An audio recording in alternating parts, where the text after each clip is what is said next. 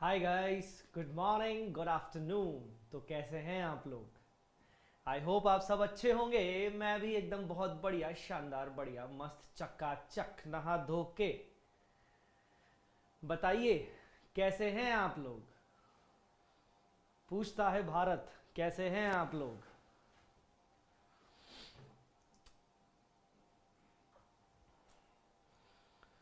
Pradyumna Pradyumna sorry, सुहानी, Agarwal, Mukta, Bindu, Vidhi, good afternoon. Yukta, Chetan, Shivam, good morning, good afternoon. Ashish, Taha, good afternoon. Jasmine, good afternoon. Pawan, ये advance accounts का lecture नहीं है, ये अकाउंट्स का लेक्चर है, लिखा हुआ है accounts ACC. Iftikar Ansari, good morning, good afternoon. Umang, मजे में, मजामा, good morning, good afternoon. Gulab, good morning, good afternoon. Okay, so आगे बढ़ते हैं। मैंने आपको कुछ होमवर्क दिया था बच्चों, याद है आपको मैंने क्या होमवर्क दिया था? क्या होमवर्क दिया था मैंने?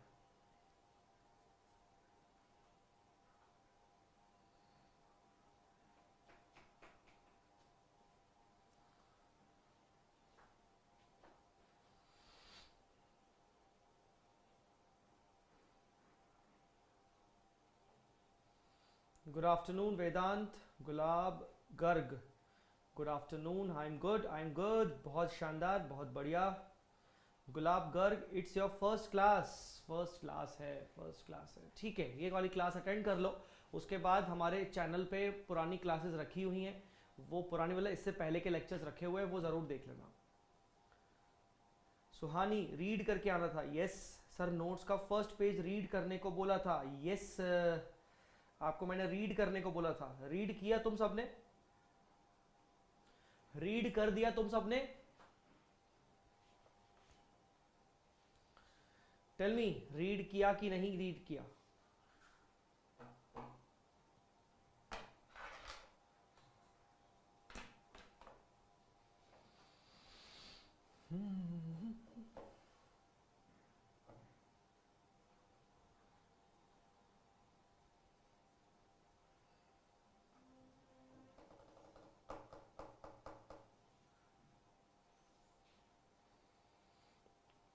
ओके, चलिए शुरू करते हैं।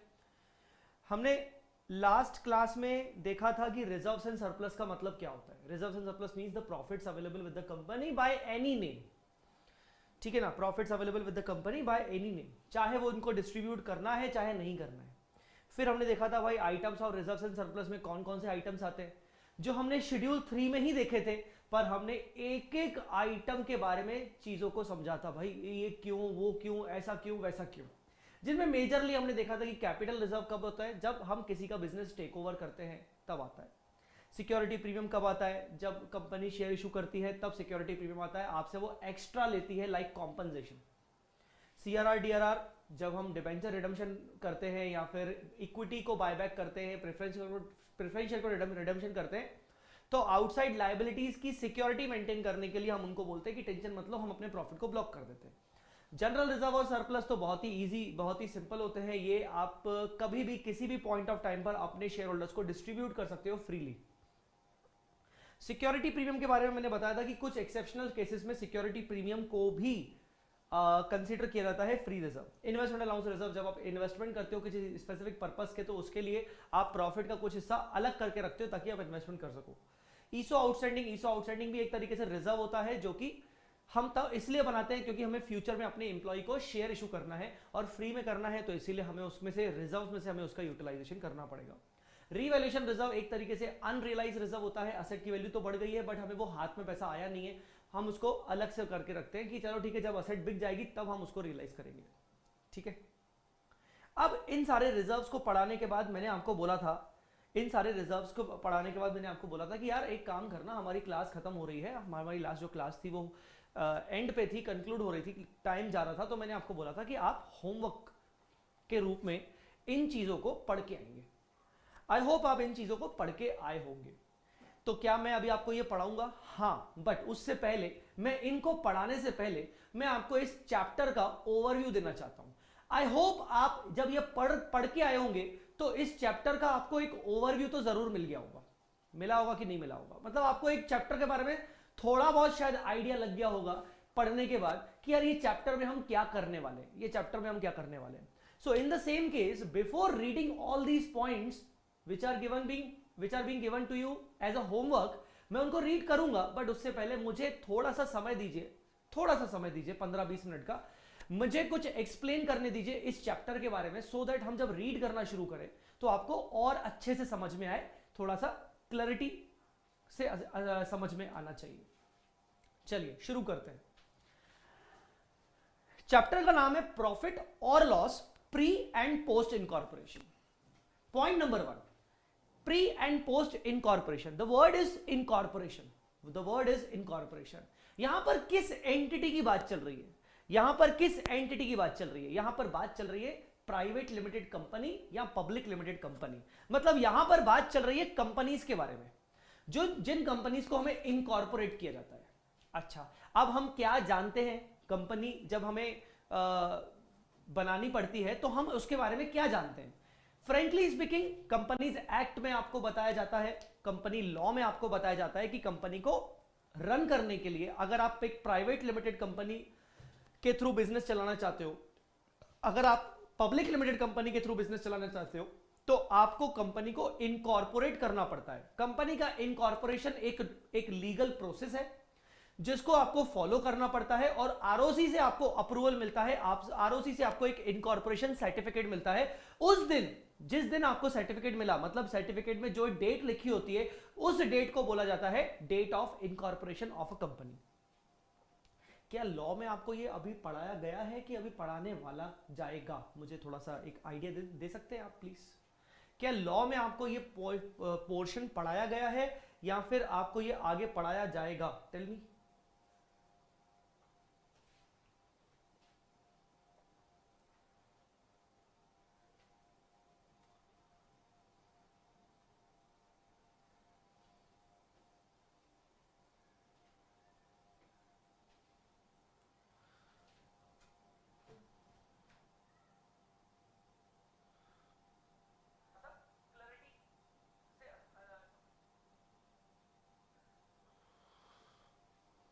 अभी नहीं पढ़ाया गया, ठीक है। तो जब आप लॉ में पढ़ेंगे, चेतन, मैंने आवाज का मतलब वॉल्यूम मैंने चेक किया, मुझे लगा कि वॉल्यूम ठीक है। आई थिंक आप हेडफोन अगर लगा लेंगे तो ज्यादा अच्छा रहेगा। अभी नहीं पढ़ाया गया, ठीक है, पढ़ाया जाएगा। जब आपको पढ़ाया जाएगा, आपको बताया जाएगा कि कंपनी जब इनकॉर्पोरेट की जाती है तो एक लीगल प्रोसेस होता है इनकॉर्पोरेट करने का, और आरओसी, रजिस्ट्रार ऑफ कंपनीज से हमें इनकॉर्पोरेशन सर्टिफिकेट मिलता है। उस सर्टिफिकेट में लिखा होता है कि कंपनी को इस दिन इनकॉर्पोरेट किया गया। आप जानते हो date of incorporation of company का मतलब क्या होता है? जिस दिन कंपनी का जन्म हुआ, जिस दिन कंपनी का बर्थ हुआ। आप इतना तो जानते होंगे, आपने शायद फाउंडेशन में पढ़ा होगा कि कंपनी जैसे हम लोग हैं एक नेचुरल पर्सन है, वैसे ही कंपनी एक लीगल पर्सन है। आपने इसके बारे में पढ़ा होगा कि कंपनी एक लीगल पर्सन है। कंपनी को लीगल पर्सन का एक टैग दिया गया है, स्टेटस दिया गया है। कंपनी का भी डेट ऑफ बर्थ होता है, पर जैसे हमारे केस में हम डेट ऑफ बर्थ बोलते हैं, वैसे ही कंपनी के केस में डेट ऑफ बर्थ नहीं बोलते, डेट ऑफ इनकॉर्पोरेशन बोलते हैं। अब मुद्दा यह है कि डेट ऑफ सर्टिफिकेट, अब मेरी बात को ध्यान से समझना, यहां से इंपॉर्टेंट बात शुरू हो रही है। मैं बोलना चाह रहा हूं पॉइंट नंबर 1 कि जब आप एक प्राइवेट लिमिटेड कंपनी बनाते हो या एक पब्लिक लिमिटेड कंपनी बनाते हो बिजनेस करने के लिए, तो उसकी एक डेट ऑफ इनकॉर्पोरेशन होती है। उस डेट ऑफ इनकॉर्पोरेशन को कंपनी की डेट ऑफ बर्थ माना जा सकता है। मतलब वहां से लेकर एक्चुअली में कंपनी स्टेटस के हिसाब से बिजनेस किया जाता है, ठीक है। तो ये जो वर्ड है इनकॉर्पोरेशन, ये वर्ड कहीं ना कहीं किसके लिए यूज हो रहा है? कंपनीज के लिए यूज हो रहा है। ये प्रोप्राइटर के लिए यूज नहीं हो रहा है मेरे मालिक, ये पार्टनरशिप फर्म के लिए यूज नहीं हो रहा है मेरे भाई। ये सिर्फ और सिर्फ वर्ड किसके लिए यूज हो रहा है? कंपनी के लिए यूज हो रहा है, क्योंकि कंपनी की खुद की अपनी एक डेट ऑफ इनकॉर्पोरेशन होती है, एक डेट ऑफ बर्थ होता है। आई मेरी बात समझ में? एक पहला पॉइंट मैंने आपको बताया कि ये चैप्टर में जो इनकॉर्पोरेशन वर्ड लिखा हुआ है, ये किस सेंस में हम बात कर रहे हैं? ये हम बात कर रहे हैं कंपनी के सेंस में। ठीक है, ठीक है सर। पॉइंट नंबर 2, अब क्योंकि कंपनी का भी खुद का एक डेट ऑफ बर्थ है, कंपनी का खुद का भी एक डेट ऑफ बर्थ है, डेट ऑफ इनकॉर्पोरेशन है, तो इसका मतलब जिस दिन उसका डेट ऑफ इनकॉर्पोरेशन हुआ, लेट अस से कंपनी को इनकॉर्पोरेट किया गया, लेट अस से कंपनी को इनकॉर्पोरेट किया गया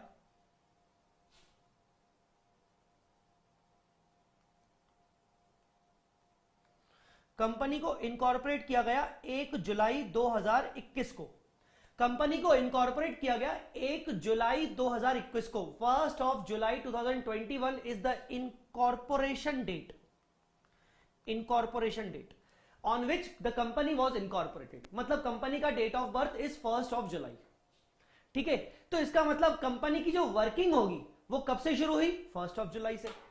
अब बच्चों होता यह है कई बार ऐसे केसेस होते हैं कि जो हम बिजनेस कर रहे हैं वो हम पहले से करते आ रहे हैं, पहले हमारी कंपनी नहीं थी, पहले हम खुद अकेले बिजनेस कर रहे थे एज अ प्रोप्राइटर, पहले मैं अकेले बिजनेस कर रहा था एज अ प्रोप्राइटर, या फिर पहले मान लीजिए दामिनी और मैं, Damini is my wife, Damini और मैं अपनी एक पार्टनरशिप फॉर्म बना के बिजनेस कर रहे थे, मैं, जय और दामिनी दोनों पार्टनरशिप बिजनेस बना के काम कर रहे थे। आ रही मेरी बात समझ में कि नहीं, पार्टनरशिप बिजनेस के तौर पर काम कर रहे थे। आपको मैं बता दूं कि पार्टनरशिप फॉर्म भी एक सेपरेट लीगल एंटिटी नहीं होता, पार्टनरशिप फॉर्म भी एक सेपरेट लीगल एंटिटी नहीं होता, इसीलिए पार्टनरशिप में आपने पढ़ा होगा सीए फाउंडेशन में कि पार्टनर्स की जॉइंटली एंड सेवरली लायबिलिटी होती है, फुल लायबिलिटी होती है। यहां पर पार्टनरशिप फॉर्म अलग नहीं है, पार्टनरशिप फॉर्म में जो पार्टनर्स है वही अल्टीमेट रिस्पॉन्सिबल है सारे एक्ट के लिए। ये आपने पढ़ा होगा, पढ़ा है कि नहीं पढ़ा है, क्या आपने ये पढ़ा है पार्टनरशिप के बारे में, जो मैंने अभी आपको बताया कि पार्टनरशिप फर्म एक सेपरेट लीगल एंटिटी नहीं होता है, पार्टनरशिप फर्म के जो अंदर जो पार्टनर्स होते हैं वही अल्टीमेटली सारे एक्ट के लिए, पार्टनरशिप फर्म के सारे एक्ट के लिए वही जिम्मेदार होते हैं। पढ़ा है कि नहीं पढ़ा है? तुम लोग बहुत ना ढीला चैट कर रहे हो, थोड़ा सा ढीला चैट कर रहे हो, थोड़ा सा मुझे चैट जल्दी करके बताओ आज, क्योंकि मुझे बहुत सारा कंटेंट पढ़ाना है बेटा।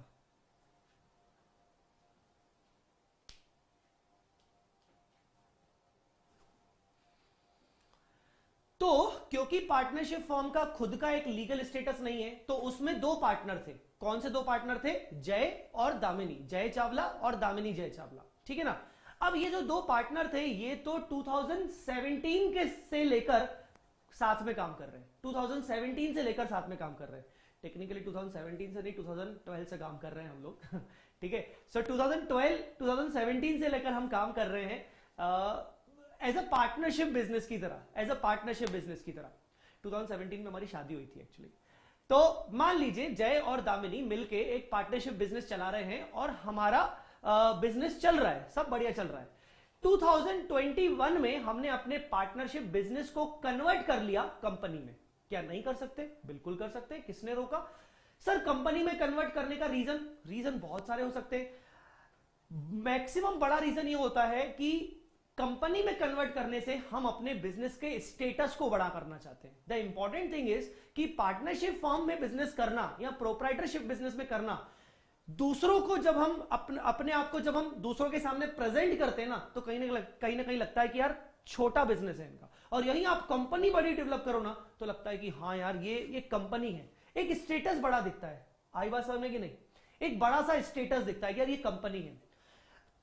एक और रीजन सबसे इंपॉर्टेंट होता है कि अगर हम चाहते हैं एज अ जय और दामिनी, अपने हमारा जो बिजनेस चल रहा था पार्टनरशिप का, हम चाहते हैं कि यार हमने तो अपना कैपिटल लगा दिया, बट अब हम अपनी कंपनी बना के पब्लिक को इनवाइट करना चाहते हैं कि वो हमारी कंपनी में पैसा लगाए, शेयर इन्वेस्ट करे। ऐसा कई बार बड़े बड़े केसेस में हुआ है, इवन रिलायंस के साथ भी हुआ है। रिलायंस की भी एक पार्टनरशिप फॉर्म हुआ करती थी, उन्होंने अपने कंपनी में कन्वर्ट कर दिया। आप अगर जानते हो, अगर आपने बड़े बड़े कंपनीज के बारे में पढ़ा है, तो पहले रिलायंस में जो धीरू भाई अंबानी थे वो भी कहीं ना कहीं पार्टनरशिप फॉर्म और उससे पहले प्रोप्राइटरशिप फॉर्म ही चलाते थे, फिर बाद में उन्होंने कंपनी में कन्वर्ट किया। तो कंपनी में कन्वर्ट करने का सबसे बड़ा कारण ये होता है कि कंपनी को जरूरत है पैसों की, कंपनी को फंड्स की जरूरत है। और फंड्स कहां से आएंगे? फंड्स आएंगे पब्लिक से। भाई जय और दामिनी के पास लिमिटेड फंड्स है ना, हम दो लोग मिलकर कितने फंड्स लगा लेंगे? अगर हमें अपना बिजनेस बड़ा करना है, ग्रो करना है, तो हमें पब्लिक का सहारा लेना पड़ेगा, हमें बाहरी लोगों का सहारा लेना पड़ेगा, हमें उनको शेयर होल्डर बनाना पड़ेगा। इसलिए हमने सोचा कि एक काम करते हैं, हम अपने पार्टनरशिप फॉर्म को कंपनी में कन्वर्ट कर देते हैं। ऐसा नहीं है कि यहां पर कंपनी का जन्म हुआ तो इसका मतलब हमने बिल्कुल ही एक नई कंपनी बना दी, हमने एक नया बिजनेस शुरू कर दिया। बिजनेस हमारा पुराना चल रहा था, आप बात को समझिए, बिजनेस हमारा पुराना चल रहा था, हम अपने बिजनेस को 2017 से चलाते हुए आ रहे हैं। पर इंपॉर्टेंट ये है, अब यहां पर मैं आपको एक और लाइन खींच के बताना चाहता हूं कि मुद्दा क्या है यहां पर। एक्चुअली हुआ क्या, 1 अप्रैल 2021 यहां पर हमने अपनी पार्टनरशिप फर्म को डिसॉल्व कर लिया। पार्टनरशिप फर्म डिसॉल्व 1 अप्रैल को जय और दामिनी ने अपने पार्टनरशिप फर्म को डिसॉल्व कर लिया। डिसॉल्व कर लिया मतलब डिसॉल्यूशन, पार्टनरशिप फर्म खत्म हो गई। अब फर्म को हमने ये डिसॉल्यूशन क्यों किया, ये सोचते हुए किया कि हम अब कंपनी के बेसिस पर काम करेंगे, अब हम कंपनी के नाम पे काम करेंगे।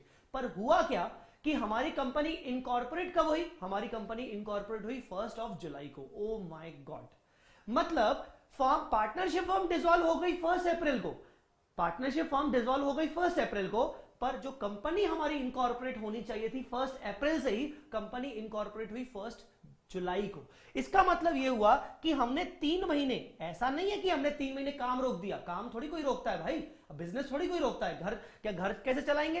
तो इसका मतलब 3 महीने हमने काम तो किया, पर हमने बिना कंपनी के नाम पर काम किया, क्योंकि कंपनी तो इनकॉर्पोरेट कब हुई 1 जुलाई को। तो जो ये पीरियड है, ये जो पीरियड है, इस पीरियड को कहा जाएगा प्री इनकॉर्पोरेशन पीरियड।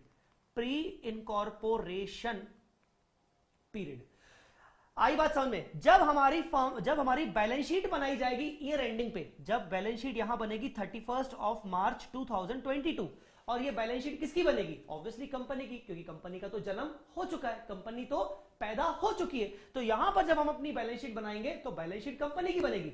जब यहां पर हम अपना प्रॉफिट एंड लॉस अकाउंट बनाएंगे तो प्रॉफिट एंड लॉस अकाउंट में जो हमारा प्रॉफिट आता है, प्रॉफिट या फिर लॉस आता है, हमें उसको 2 हिस्सों में डिवाइड करना चाहिए। हमें उसको 2 हिस्सों में डिवाइड करना चाहिए। हम बताएंगे कि भाई 9 मंथ्स का जो प्रॉफिट है वो तो कंपनी का है। क्यों? क्योंकि कंपनी का जन्म कब हुआ, 1 जुलाई को, और 1 जुलाई से कंपनी ने वर्किंग करना शुरू किया। कंपनी ने वर्किंग करना शुरू किया तो कंपनी के सारे एक्सपेंसेस, कंपनी के सारे इनकम्स, तो 1 जुलाई से लेकर 31 मार्च जो ये 9 मंथ्स है, इसको कहा जाएगा post incorporation period. Post incorporation period, post incorporation period. हम ये चाहते हैं कि हम अपना जो प्रॉफिट एंड लॉस जो साल भर का निकाल चुके हैं, हम जो अपना 12 महीने का जो प्रॉफिट और लॉस निकाल चुके हैं, हम उसको 2 हिस्सों में डिवाइड करें। पहला हिस्सा इस 9 मंथ्स का, जब से कंपनी पैदा हुई वहां से लेकर का प्रॉफिट, बैलेंस शीट डेट तक का profit, that is 9 months profit, और उस 9 मंथ्स को प्रॉफिट को बोलेंगे हम पोस्ट इनकॉर्पोरेशन। और दूसरा हिस्सा 3 महीने का प्रॉफिट, जो 12 महीने का प्रॉफिट है उनमें से शुरुआत के जो 3 महीने हैं, 3 महीने का जो प्रॉफिट है ये कंपनी का नहीं है, this is not belongs to a company. ये कंपनी का कैसे हो जाएगा? कंपनी का जन्म कब हुआ, कंपनी का बर्थ कब हुआ? कंपनी का बर्थ हुआ 1 जुलाई को। तो 1 जुलाई से पहले जो बिजनेस की एक्टिविटीज हुई उसमें भी तो हमने एक्टिविटीज की ना, उसमें भी हमने सेल परचेस किया होगा, उसमें भी हमने कुछ एक्सपेंसेस किए होंगे, हमें कुछ अदर इनकम्स मिले होंगे। तो वो जो 3 महीने का प्रॉफिट है, उस 3 महीने के प्रॉफिट को हम कहना चाह रहे हैं प्री इनकॉर्पोरेशन प्रॉफिट। क्या बोलना चाह रहे हैं? Pre incorporation profit. आई बात समझ में कि नहीं? सो ये 2 बातें।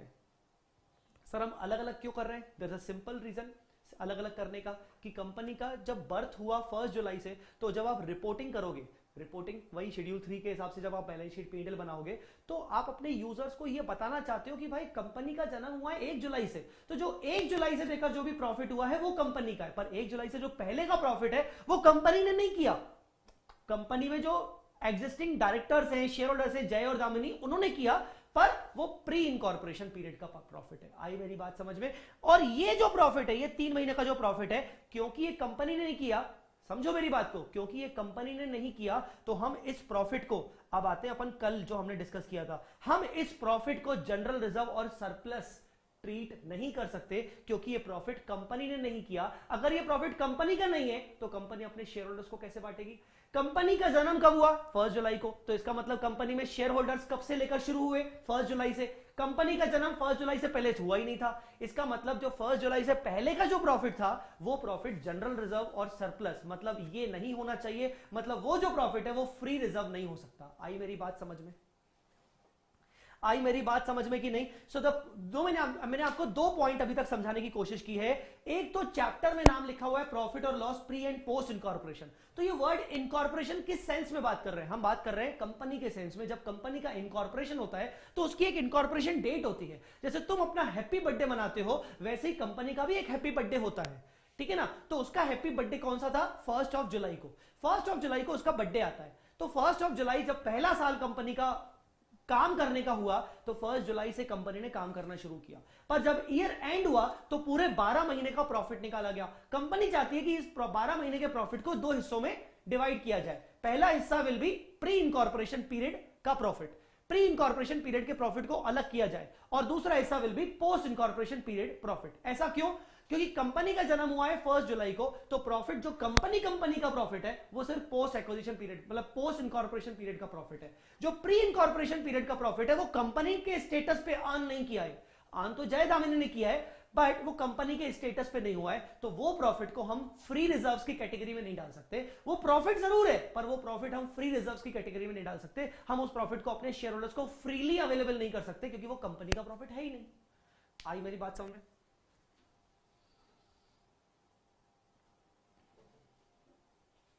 क्लियर हुआ कि नहीं बच्चों? यहां तक कोई डाउट? यहां तक कोई डाउट? Tell me.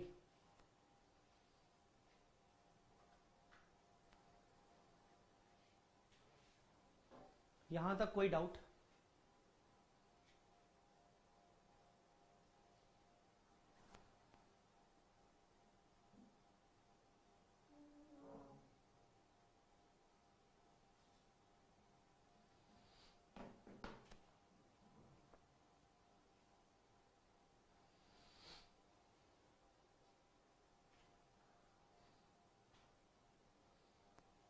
तो सर अगर प्री इनकॉर्पोरेशन पीरियड का profit normal general reserve free reserve type का नहीं है तो सर वो क्या है? उसको क्या मानेंगे? उसको कैपिटल रिजर्व में ले जाएंगे। वो एक कैपिटल रिजर्व की तरह है। सर कैपिटल रिजर्व में क्यों ले जाएंगे? आपने तो बताया था कि कैपिटल रिजर्व में तो वो वाला प्रॉफिट जाता है, कैपिटल रिजर्व में तो वो वाला प्रॉफिट जाता है जब कंपनी किसी बिजनेस को टेक ओवर करती है, वो जाता है। बेटा ध्यान से देखिए, ये प्रॉफिट भी तो उसी टाइप का दिख रहा है। कंपनी का जन्म कब हुआ? 1 जुलाई को। ये जो कंपनी हुई, ये कंपनी एक सेपरेट लीगल एंटिटी है, मतलब ये जय दामिनी से अलग है। कंपनी एक अलग एंटिटी है, भले वो नेचुरल पर्सन नहीं है, पर वो एक आर्टिफिशियल पर्सन तो है, एक लीगल आर्टिफिशियल पर्सन तो है। तो कंपनी ने क्या किया? कंपनी ने जय दामिनी का बिजनेस टेक ओवर कर दिया एक तरीके से, मतलब जय दामिनी ने ही अपना बिजनेस कंपनी को शिफ्ट कर दिया। तो कंपनी एक पर्सन है जिसने जय दामिनी का बिजनेस टेक ओवर कर दिया, और इस टेक ओवर प्रक्रिया में 3 महीने का प्रॉफिट कंपनी को मिल गया। वो प्रॉफिट एक्चुअली वो 3 महीने का है जिस 3 महीने में कंपनी का थी नहीं, कंपनी अपने अस्तित्व में नहीं थी। तो कंपनी क्या बोलेगी? अरे ये तो 3 महीने का प्रॉफिट है, ये तो हमने कमाया ही नहीं है, ये तो हमने खरीदा हुआ बिजनेस से कमाया, मतलब ये तो खरीदा हुआ बिजनेस है, वो प्रॉफिट वैसा वाला है, तो उस प्रॉफिट को हम कैपिटल रिजर्व में डाल देते हैं। आई मेरी बात समझ में? मेरी बात यहां तक समझ में आई कि नहीं? टेल मी कैसा? टेल मी बेटा, मेरी बात यहां तक समझ में आई कि नहीं?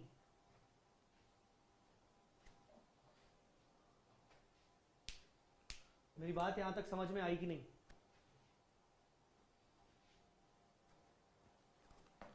ओ ढीले बच्चों, जल्दी बोलो। एक लास्ट पॉइंट बता दूं, फिर मैं यहां से पढ़ाना शुरू करूंगा। अब एक दूसरा एग्जाम्पल लेते हैं, एक दूसरा एग्जाम्पल लेते हैं, एक दूसरा एग्जाम्पल लेते हैं। मान लीजिए जय दामिनी जो अपना बिजनेस पार्टनरशिप फर्म के थ्रू करते आ रहे हैं 2017 से लेकर, जय दामिनी के बिजनेस को खरीदने का ऑफर आया। इस बार हम अपने बिजनेस को कंपनी में कन्वर्ट नहीं कर रहे, किसी दूसरी कंपनी, कोई दूसरी कंपनी हमें खरीदना चाहती है, हमारे बिजनेस को टेक ओवर करना चाहती है। ये भी हो सकता है। हमें ऑफर अच्छा लगा, हमने बोला ठीक है यार बेच देते हैं अपने बिजनेस को, दिक्कत क्या है, हम अपने बिजनेस को बेच देते हैं। तो हुआ ये कि मान लो रिलायंस कंपनी, रिलायंस लिमिटेड ने जय दामिनी के पार्टनरशिप फर्म को ऑफर दिया कि हम तुम्हारे बिजनेस को टेक ओवर करना चाहते हैं, उसके बदले हम तुम्हें शेयर्स इशू करेंगे, जय और दामिनी को हम शेयर होल्डर बना देंगे। हमने बोला ठीक है। अब हुआ ये कि हमने अपना बिजनेस, हमारे बिजनेस को टेक ओवर किया गया। अब यहां पर इनकॉर्पोरेशन वाली बात नहीं आ रही, अब यहां पर बात आ रही है कि हमारे बिजनेस को टेक ओवर किया गया यहां पर 1 जुलाई को, take over by Reliance, take over by Reliance. इसका मतलब 1 अप्रैल से लेकर 30 जून तक हमने 3 महीने पार्टनरशिप फर्म में ही काम किया। हमने 3 महीने पार्टनरशिप फर्म में काम किया, हमने पार्टनरशिप फर्म को डिसॉल्व नहीं किया, हमने पार्टनरशिप फर्म को डिसॉल्व नहीं किया, हमने 3 महीने पार्टनरशिप फर्म में ही काम किया। पर उसके बाद 1 जुलाई को हमारे बिजनेस को खरीद लिया गया रिलायंस कंपनी के द्वारा, रिलायंस इंडस्ट्री के द्वारा। अब बस थोड़ी सी वर्डिंग बदल जाएगी। अभी तक मैं वर्ड यूज कर रहा था प्री इनकॉर्पोरेशन और पोस्ट इनकॉर्पोरेशन, क्योंकि कंपनी को हमने ही बनाया, हमने ही जन्म दिया। अब मैं थोड़ी सी वर्डिंग को बदल दे रहा हूं। अब क्या होगा, अब जब ये पूरे 12 महीने के प्रॉफिट को 3 महीने अलग किए जाएंगे और 9 महीने अलग किए जाएंगे, तो यहां कहा जाएगा pre acquisition and post acquisition. अब मैं वर्ड इनकॉर्पोरेशन नहीं बोल रहा हूं, क्योंकि रिलायंस इंडस्ट्रीज ने, जिसने हमारा बिजनेस खरीदा, रिलायंस इंडस्ट्रीज तो ऑलरेडी अपनी कंपनी के रूप में इनकॉर्पोरेटेड है, वो कोई यहां कोई नई कंपनी थोड़ी बनाई गई। पर रिलायंस कंपनी ने हमारा बिजनेस कब खरीदा, 1 जुलाई को। 1 जुलाई से हमारा बिजनेस ट्रांसफर हो गया रिलायंस के पास। तो 1 जुलाई से लेकर 31 जुलाई वाले 31 मार्च तक के पीरियड को बोला जाएगा पोस्ट एक्विजिशन पीरियड, और उससे पहले के पीरियड को बोला जाएगा प्री एक्विजिशन पीरियड। वर्ड बदल गया, एक्विजिशन पहले था incorporation. So there might be 2 different cases. पहला, जब जय दामिनी अपने ही बिजनेस को कन्वर्ट कर रहे हैं कंपनी में, तो वहां वर्ड हो गया use pre incorporation, post incorporation. और दूसरा केस, जहां पर एक एग्जिस्टिंग कंपनी एक बिजनेस को खरीद रही है, एक पार्टनरशिप फर्म को खरीद रही है, एक प्रोप्राइटरशिप फर्म को खरीद रही है, ऐसे केस में नाम बदल जाएगा, यहां पर वर्डिंग बदल जाएगी, प्री एक्विजिशन और post acquisition. I hope you are getting my point. बताइए, आपको यहां तक पॉइंट समझ में आ गया?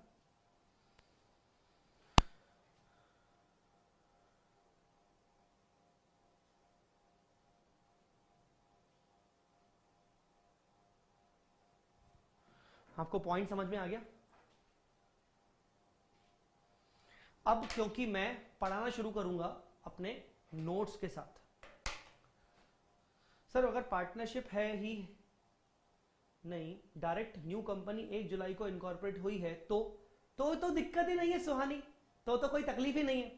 ये चैप्टर मैं यही समझाना चाह रहा हूं इतनी देर से, ये चैप्टर तभी पढ़ा जा रहा है जब आप अपना बिजनेस पहले से ही रन कर रहे थे प्रोप्राइटरशिप के फॉर्म में, पार्टनरशिप के फॉर्म में, और बीच में साल में कहीं पर बीच में आपका बिजनेस का स्टेटस बदल गया। बट जैसा सुहानी पूछ रही है कि सर मान लीजिए पहले कोई पार्टनरशिप ही नहीं थी, पहले कोई प्रोप्राइटरशिप ही नहीं थी, इसका मतलब पहले हम कोई बिजनेस कर ही नहीं देते। सर हमने तो अपना न्यू बिजनेस स्टार्ट किया है 1 जुलाई से, तो क्या होगा? फिर तो प्री इनकॉर्पोरेशन नाम की कोई चीज होगी नहीं। फिर तो जब कंपनी अपना फर्स्ट ईयर का फाइनेंशियल स्टेटमेंट बनाएगी तो सिर्फ वो 9 महीने के हिसाब से P&L बनाएगी, और पूरा का पूरा 9 महीने क्या होगा? Post incorporation. फिर तो कोई तकलीफ ही नहीं है, फिर ये चैप्टर पढ़ने का कोई सेंस ही नहीं है। आई बात समझ में?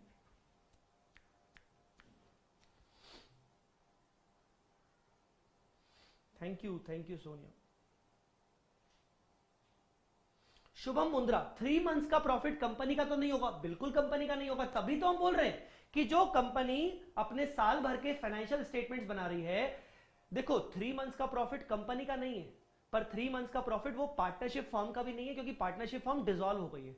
और ये बात को ध्यान से समझो कि वो जो 3 महीने में बिजनेस किसने किया? जय दामिनी ने। और जय दामिनी ने 9 महीने में भी बिजनेस किसने करवा के दिया? कहीं ना कहीं जय दामिनी ने। चीजों की गहराइयों में जाओ, सिर्फ पहले स्टेटस अलग था, अब स्टेटस अलग हो गया। अब भी बिजनेस में जो मेन मालिक है, मेन जो होल्डर्स है, वो भी जय दामिनी है। इसका मतलब जो कंपनी का प्रॉफिट निकल रहा है साल भर का, उस साल भर के प्रॉफिट में से 3 महीने का प्रॉफिट स्पेशली अलग किया जा रहा है, क्योंकि वो पूरा का पूरा जय दामिनी का है। बाकी जो 9 महीने का प्रॉफिट है, वो प्रॉफिट में बाकी शेयर होल्डर्स भी होंगे, क्योंकि अब वो कंपनी बन चुकी है। आई मेरी बात समझ में कि नहीं? मुझे 2 मिनट स्क्रीन को ठीक करने दो, ये बार बार स्क्रीन थोड़ी सी गड़बड़ हो जाती है।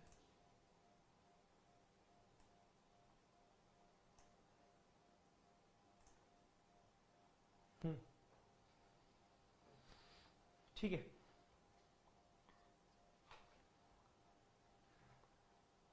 सर पर कंपनी फॉर्म करने से पहले कोई मार्केटिंग एक्सपेंस किया होगा तो? इफ कोई कंपनी दूसरी कंपनी को अक्वायर करेगी तो?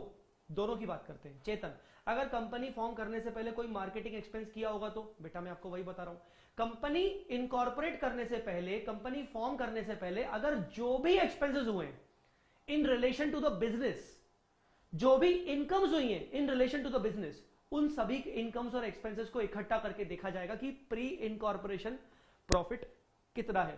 पर अगर कंपनी फॉर्म करने के लिए कुछ एक्सपेंस हुए, जैसे लीगल एक्सपेंसेस, डॉक्यूमेंटेशन एक्सपेंसेस, हम उनको प्रिलिमिनरी एक्सपेंसेस का नाम देते हैं और हम उन एक्सपेंसेस को कंपनी के एक्सपेंस में ट्रीट करते हैं, क्योंकि वो कंपनी फॉर्म करने के लिए बनाए गए। तो दो अलग अलग बातें बोल रहा हूं। एक, एक्सपेंसेस कंपनी फॉर्म करने से पहले के खर्चे, तो कंपनी फॉर्म करने के पहले के खर्चे, कंपनी फॉर्म करने के पहले के इनकम्स, उन्हीं 3 महीने के, उनको तो हम यहां पर बोल रहे हैं भाई, उन्हीं को हम नाम दे रहे हैं प्री इनकॉर्पोरेशन प्रॉफिट। प्रॉफिट कैसे आता है? इनकम्स और एक्सपेंसेस को कंपेयर करने पर।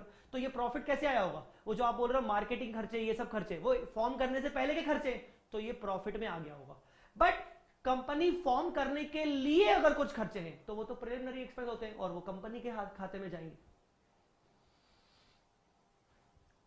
सर इफ कोई कंपनी दूसरी कंपनी को एक्वायर करेगी तो भी कोई दिक्कत नहीं है। यहां पर चलो ठीक है, एक काम करते हैं, यहां पर जय दामिनी की पहले से ही एक कंपनी चल रही थी प्राइवेट लिमिटेड, हमारी एक छोटी सी कंपनी चल रही थी प्राइवेट लिमिटेड।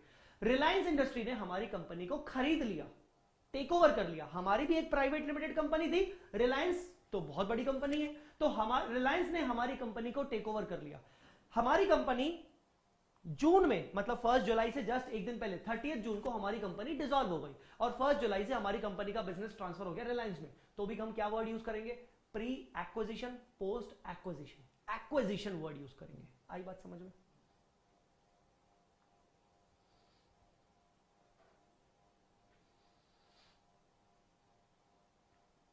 चलो अब आते हैं अपन अपने नोट्स पे। अब आते हैं अपन अपने नोट्स पे। नोट्स पे आते हैं। यहां तक क्लियर है सबको? अब नोट्स पे आते हैं बच्चों। मैंने आपको ये इंट्रोडक्टरी पैरा पढ़ने को बोला था। इतना अभी तक मैंने आपको जो समझाया है आपको समझ में आ गया? क्योंकि होमवर्क भी करने को बोला था तो पढ़ के आए होगे, फिर मैंने ऊपर से आपको समझा दिया, तो अब कहीं ना कहीं एक क्लैरिटी थोड़ी बहुत आई होगी कि हाँ यार ये चैप्टर हम क्यों पढ़ने वाले हैं। ठीक है ना? अब मैं आपको एक इंपॉर्टेंट बात बताऊं, पढ़ने से भी पहले, इसको पढ़ने से पहले हम इस चैप्टर में क्या पढ़ने वाले हैं? हम इस चैप्टर में ये पढ़ने वाले हैं, आपको कंपनी के फर्स्ट ईयर के, जब कंपनी फॉर्म हुई थी, कंपनी इनकॉर्पोरेट हुई थी, आपको उस साल के कंपनी के P&L के बहुत सारे आइटम्स दिए जाएंगे। Sale, purchase, direct expenses, indirect expense के बहुत सारे आइटम्स, इनडायरेक्ट इनकम के बहुत सारे आइटम्स, और आपको बोला जाएगा कि इन सारे आइटम ऑफ इनकम्स और एक्सपेंसेस को डिवाइड करिए 2 हिस्सों में। कौन से 2 हिस्सों में? प्री इनकॉर्पोरेशन पीरियड में और पोस्ट इनकॉर्पोरेशन पीरियड में। आपको पहचानना है कि कौन सा खर्चा प्री इनकॉर्पोरेशन में जाएगा, कौन सा खर्चा पोस्ट में जाएगा। आपको यह देखना है कि अगर कोई कॉमन खर्चे तो उसको प्री और पोस्ट में कैसे डिवाइड करना है। इस पूरे चैप्टर का main moral of the story यही है कि आपको जो क्वेश्चन आएगा उस क्वेश्चन में बहुत सारे इनकम्स, बहुत सारे एक्सपेंसेस दिए जाएंगे पूरे 12 महीने के। आपको उन 12 महीनों में किए गए इनकम्स और एक्सपेंस को डिवाइड करना है 2 हिस्सों में, प्री इनकॉर्पोरेशन और पोस्ट इनकॉर्पोरेशन। आपको डिवाइड करना है। अब डिवाइड करने का तरीका क्या होगा?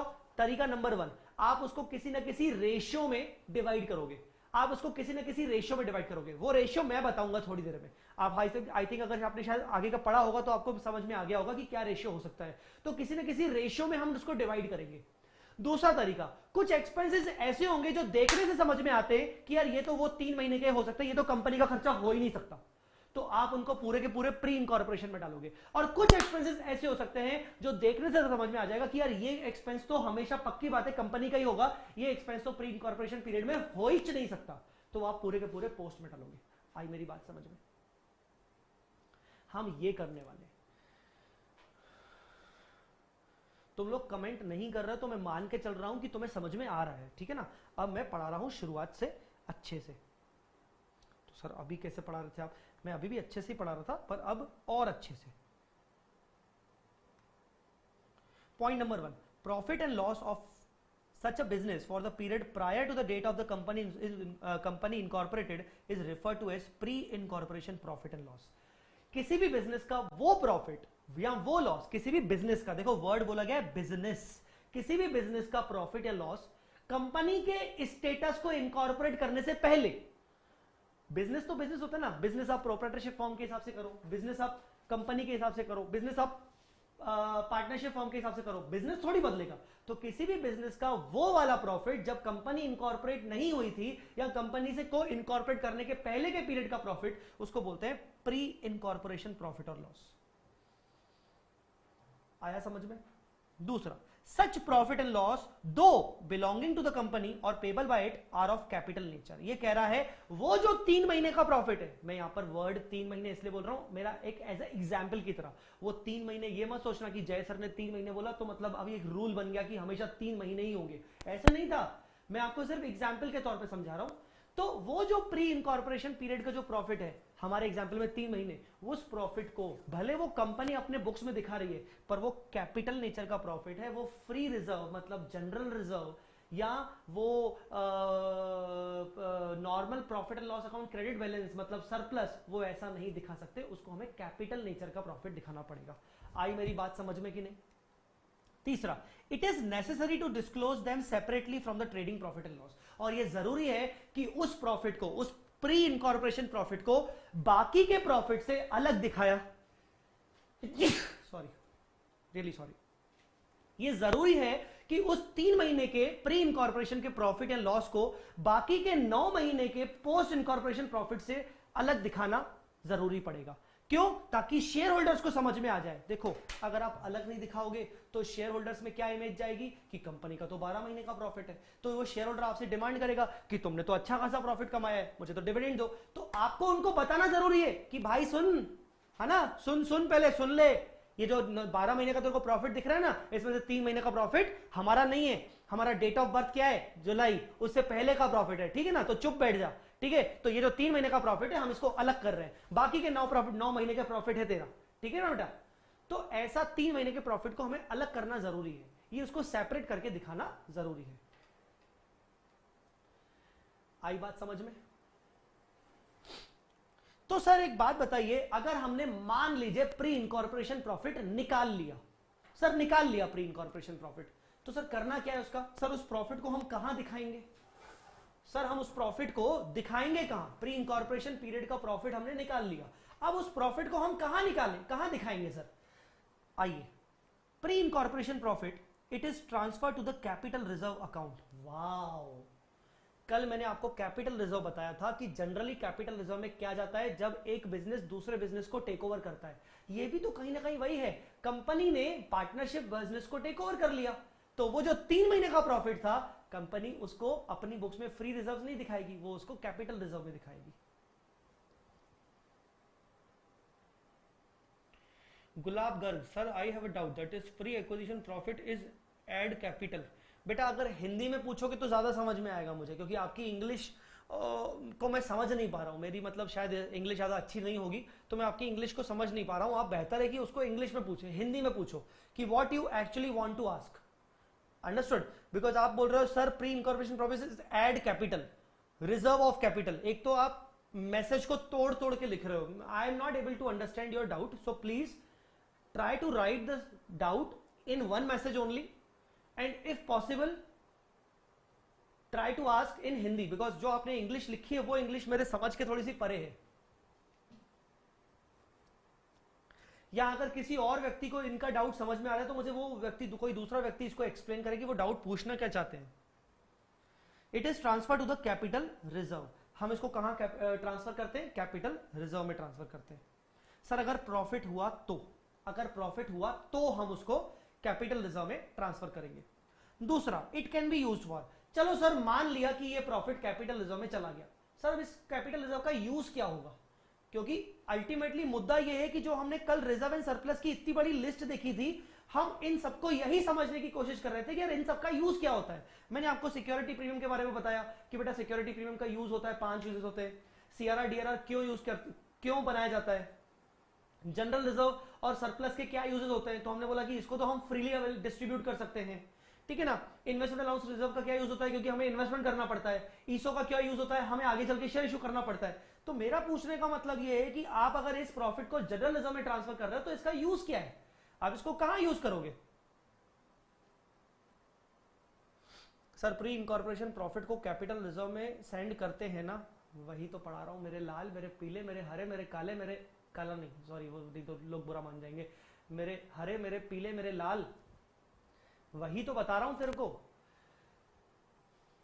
गुलाब, since you are new to the lecture, आज मुझे आपने बताया, तो मेरी क्लास का रूल है, मैंने वो शुरू में फर्स्ट क्लास में बताया था कि अगर मैं कुछ चीज पढ़ा रहा हूं तो मेरे पढ़ाते पढ़ाते बीच बीच में डाउट नहीं पूछने का। मैं जब खत्म कर दूं और आपको बोलूं कि बच्चों बताओ कोई डाउट, उस टाइम पे आप डाउट पूछेंगे, क्योंकि हो सकता है जिस टाइम पे मैं पढ़ा रहा हूं तो आपका डाउट अपने आप रिजॉल्व हो जाए, ठीक है। तो ये रूल को जरूर ध्यान रखिएगा।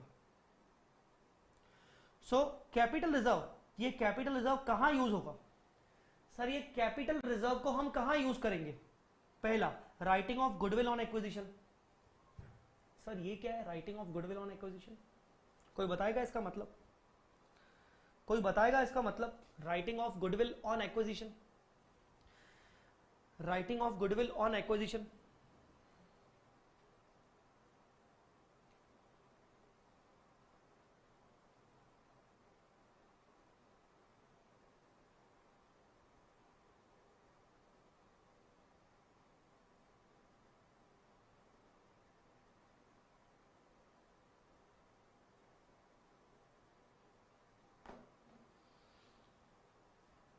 Writing of goodwill on acquisition, इस कैपिटल रिजर्व को यूज कहां करोगे?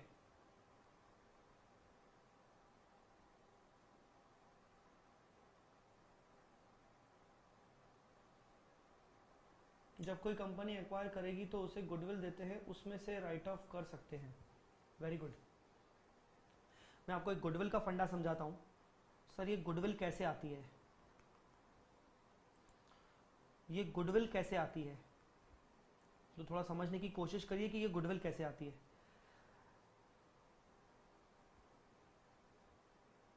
Very good. मान लीजिए हमने किसी और कंपनी को टेक ओवर किया होगा, अब किसी दूसरी कंपनी की बात चल रही है, यहां तो पार्टनरशिप बिजनेस को इनकॉर्पोरेट किया गया कंपनी के फॉर्म में, ठीक है। अब इसी कंपनी ने किसी दूसरी कंपनी को टेक ओवर किया और हमने उनको पेमेंट किया, मैंने आपको कल बताया भी था, हमने उनको पेमेंट किया 14,000 करोड़ और हमें बिजनेस जो टेक ओवर हुआ उसकी वैल्यू निकली 13,000 करोड़। मैंने आपको कल गुडविल का कॉन्सेप्ट बताया था कि हमने पे किए 14,000 करोड़ और हमें बिजनेस जो मिला वो 30,000 करोड़ का मिला। तो हमें जो 13,000 करोड़ का जो बिजनेस मिला उसको हम डेबिट करेंगे, अपनी बुक्स में, क्योंकि बिजनेस मिला है हमें, और हमने पेमेंट किया 14,000 करोड़ का, तो हम इसको क्रेडिट करेंगे। तो अल्टीमेटली डिफरेंस आएगा 1,000 करोड़ का। वो क्या है? वो गुडविल है। मैंने आपको कल बताया था, वो जो मोटा भाई है, मुकेश अंबानी है, वो कान में बीड़ी लगा के नहीं बैठे, वो कान में सिगार लगा के बैठे हैं। वो बेवकूफ नहीं है कि वो ज्यादा पे कर रहा है, वो जानता है कि वो ज्यादा पे कर रहा है। वो ज्यादा क्यों पे कर रहा है? क्योंकि वो जानता है कि फ्यूचर में उसको एडवांटेज मिलने वाला है इस ज्यादा पे करने से। मैं खरीद लेता हूं, नहीं तो कोई और खरीद लेगा भाई, मैं ही खरीद लेता हूं, ज्यादा पे कर लेता हूं, ठीक है कोई बात नहीं, मैं खरीद लेता हूं, ज्यादा दिया ना, फ्यूचर में एडवांटेज मिलेगा, इट इज माई गुडविल। आई बात समझ में कि नहीं? सो गुडविल कब होती है? गुडविल तब जनरेट होती है जब जो हमने बिजनेस अक्वायर किया है उसकी वैल्यू कम है, जबकि हमने जो पे किया है उसकी वैल्यू ज्यादा है, तो इसीलिए गुडविल जनरेट होती है। अब गुडविल आ गई, अब गुडविल को राइट ऑफ तो करना पड़ेगा ना अपनी बुक्स में। गुडविल को राइट ऑफ मतलब गुडविल को खत्म करना पड़ेगा, क्योंकि गुडविल कोई आपकी रियल एसेट तो है नहीं, गुडविल तो एक तरीके से आपकी इनटेंजिबल एसेट है। तो उसको राइट ऑफ करने के लिए ऊपर जो आपको कैपिटल रिजर्व मिला था, आप उसी कैपिटल रिजर्व का उपयोग कर सकते हो।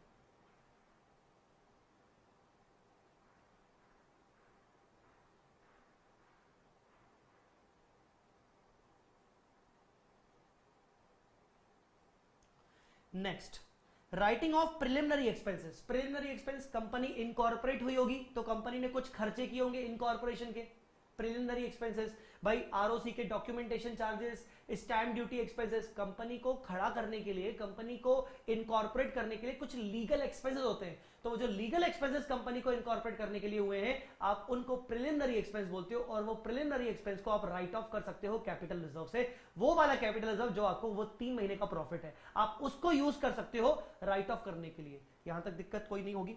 तीसरा, writing down over valued asset. कभी कभार ये होता है कि आपकी जैसे प्लांट एंड मशीनरी है, आपकी प्लांट एंड मशीनरी आपके बुक्स ऑफ अकाउंट्स में दिख रही है 4 करोड़ रुपए की, 4 करोड़ रुपीस की आपकी प्लांट एंड मशीनरी दिख रही है, जबकि मार्केट में उसकी वैल्यू 3 करोड़ 80 लाख है, मार्केट में उसकी वैल्यू 3 करोड़ 80 लाख है, और ये एक परमानेंट रिडक्शन है।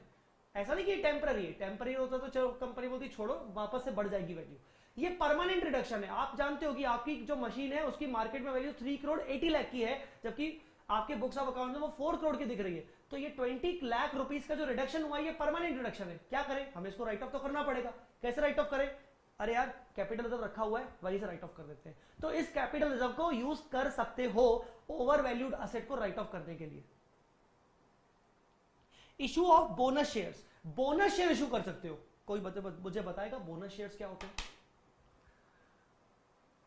कोई मुझे बताएगा बोनस शेयर्स क्या होते हैं? क्योंकि इस पे भी मुझे एक चैप्टर आपको पढ़ाना है बोनस शेयर्स के ऊपर, और बोनस शेयर्स के ऊपर चैप्टर तो पढ़ाना ही पढ़ाना है, तब तो मैं समझाऊंगा ही समझाऊंगा, बट अभी मुझे इसके बारे में थोड़ी बहुत चर्चा करनी है आपके साथ बोनस शेयर्स के लिए।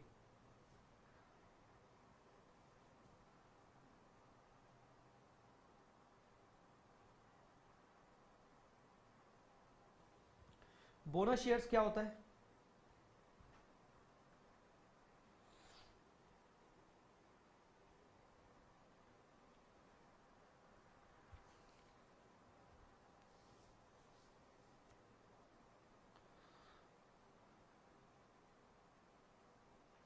जो शेयर होल्डर्स हैं उसको थोड़े एक्स्ट्रा शेयर्स देते हैं, shares that are issued free of cost to equity share holders. Pragati, very good Pragati. Existing share holders को फ्री में देते हैं डिविडेंड की जगह। डिविडेंड की जगह नहीं बोलने का, डिविडेंड की जगह नहीं बोलने का।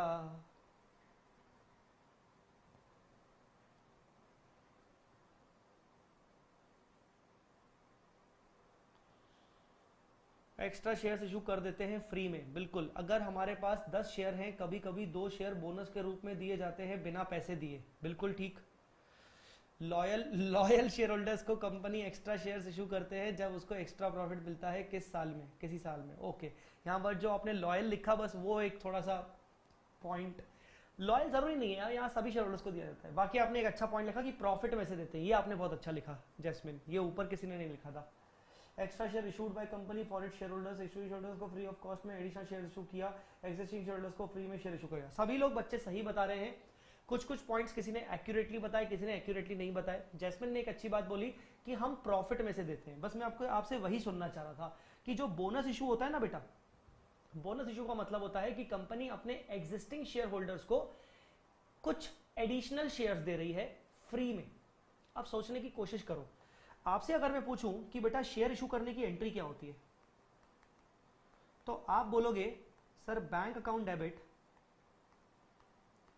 To share capital, please to share application to share allotment, share capital to share allotment. ये मत बोलना यार प्लीज, बच्चे नहीं हो तुम लोग, ठीक है ना। मैं कभी भी पूछूं कि शेयर इशू करने की एंट्री क्या होती है, तो direct bank account debit to share capital, सीधा सीधा, ठीक है ना। ये application allotment first call final call मत लेके आना मेरे सामने, ये ना बहुत ही मतलब गुस्सा आता है। ये छोटे, मुझे तो लगता है ये सिलेबस में ही क्यों है, जब आजकल उसका कोई सेंस ही नहीं है, ये उसके ऊपर ज्यादा इतना फोकस क्यों करते हैं। तो शेयर इशू करने की एंट्री ये होती है, आप सब जानते होंगे, ठीक है ना। शेयर इशू करने की एंट्री ये होती है। पर एक बात बताओ, अगर कंपनी आपको फ्री में शेयर इशू कर रही है तो कहीं ना कहीं कंपनी बैंक अकाउंट तो डेबिट कर ही नहीं पाएगी, टू शेयर कैपिटल कर लेगी, क्योंकि शेयर कैपिटल बढ़ रहा है, हम आपको एडिशनल शेयर इशू कर रहे हैं तो टू शेयर कैपिटल तो हो रहा है, डेबिट क्या करेंगे, बोलो बोलो, टेल डेबिट क्या करेंगे।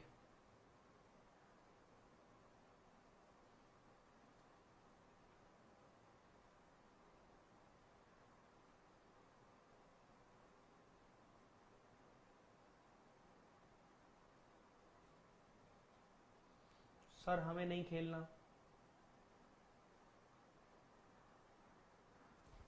Yes, very good. डेबिट करेंगे कैपिटल रिजर्व या फिर फ्री रिजर्व। तो ये वही कह रहा है कि आप अगर बोनस शेयर देना चाहते हो तो आप कैपिटल रिजर्व का उपयोग कर सकते हो अगर आपके पास प्रॉफिट रखा था। सर मान लो कैपिटल रिजर्व नहीं रखा और हमें बोनस इशू करना है, कोई बात नहीं, आप इनका यूज कर सकते हो, फ्री रिजर्व का। ये रहा, फ्री रिजर्व का यूज कर सकते हो। मैंने बोला ना ये फ्री रिजर्व क्या होते हैं, फ्री रिजर्व मतलब freely available for share holders. आप शेयर होल्डर्स को किसी भी फॉर्म में दे सकते हो फ्री में, तो आपने फ्री में शेयर्स दे दिए। तो यहां पर कहीं ना कहीं हम क्या करते हैं, हम यहां पर कैपिटल रिजर्व कर सकते हैं। तो कैपिटल रिजर्व का उपयोग बोनस शेयर्स में भी हो सकता है। वेरी गुड बच्चों। और तीसरा, paying up partly paid shares. ये क्या है, ये तो तुम बता सकते हो, शायद फाउंडेशन में पढ़ा होगा। Paying up partly paid shares,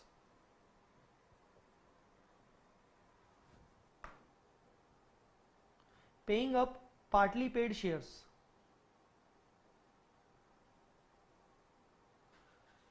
Paying up partly paid shares.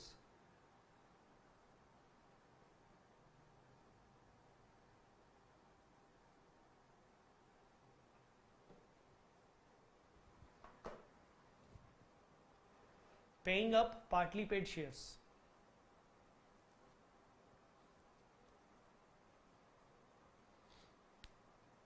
Calls and arrears. Very good, very good, very good, very good, very good. तो कॉल्स एंड अरियर्स के लिए हम कॉल्स एंड अरियर्स को सेट ऑफ करने के लिए use कर सकते हैं। कॉल्स एंड अरियर्स को सेट ऑफ करने के लिए यूज कर सकते हैं। कॉल्स एंड अरियर्स एक तरीके से क्या होता है, कंपनी का नुकसान। तो कंपनी उस नुकसान की भरपाई अपने कैपिटल रिजर्व से कर सकती है। गाइस आई होप आपको ये पॉइंट आपको समझ में आया होगा। इधर चलते हैं, प्री इनकॉर्पोरेशन लॉस। सर अगर मान लीजिए वो जो 3 महीने थे उन 3 महीनों में प्रॉफिट नहीं हुआ, उन 3 महीनों में लॉस हो गया, अब लॉस को क्या करेंगे सर, आइए।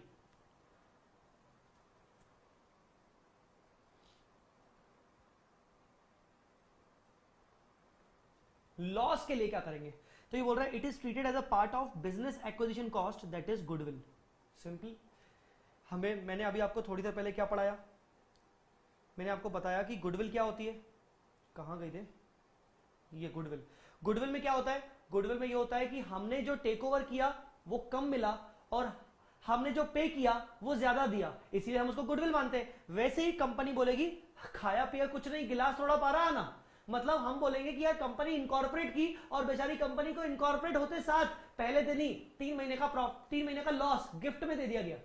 तो उस लॉस को कंपनी बोलेगी लॉस नहीं है बॉस, ये मेरा कोई लॉस वॉस नहीं है। ऐसे कैसे होगा दीदी कि मतलब पहले ही दिन मैंने जन्म लिया और मैं लॉस में आ गया, ऐसा थोड़ी होता है। तो कंपनी बोलेगी ठीक है, हम इसको लॉस नहीं दिखाएंगे, हम इसको गुडविल दिखाएंगे।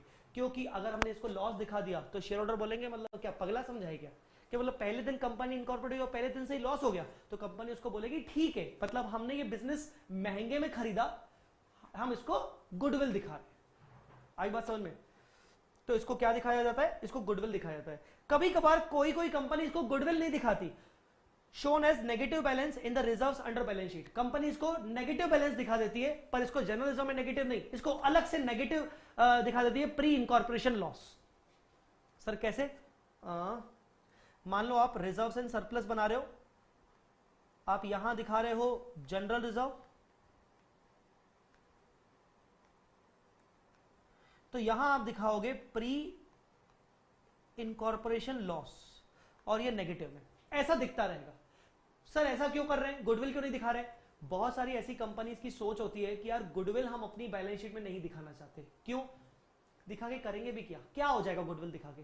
नहीं बोलो बोलो क्या हो जाएगा, क्या ऐसा क्या पहाड़ हमारे ऊपर गिर, मतलब ऐसा क्या हो जाएगा कि उससे हमारा बिजनेस क्या चलने लगेगा गुडविल दिखाने से? क्या अचानक से बिजनेस चलने लगेगा? कुछ नहीं, बेवजह फिर उसको राइट ऑफ करो, अल्टीमेटली उसको राइट ऑफ तो करना ही पड़ेगा P&L में, तो हम उसको डायरेक्टली लॉस ही दिखा देते हैं। आगे चल के अगर कुछ हमें कैपिटल रिजर्व आया, आगे चल के भी अगर कुछ कैपिटल रिजर्व आया किसी बिजनेस किसी कंपनी को टेक ओवर करने पर, तो हम उससे यहां पर सेट ऑफ कर देंगे। ठीक है, तो प्री इनकॉर्पोरेशन लॉस भी दिखाया जा सकता है उसको अलग से।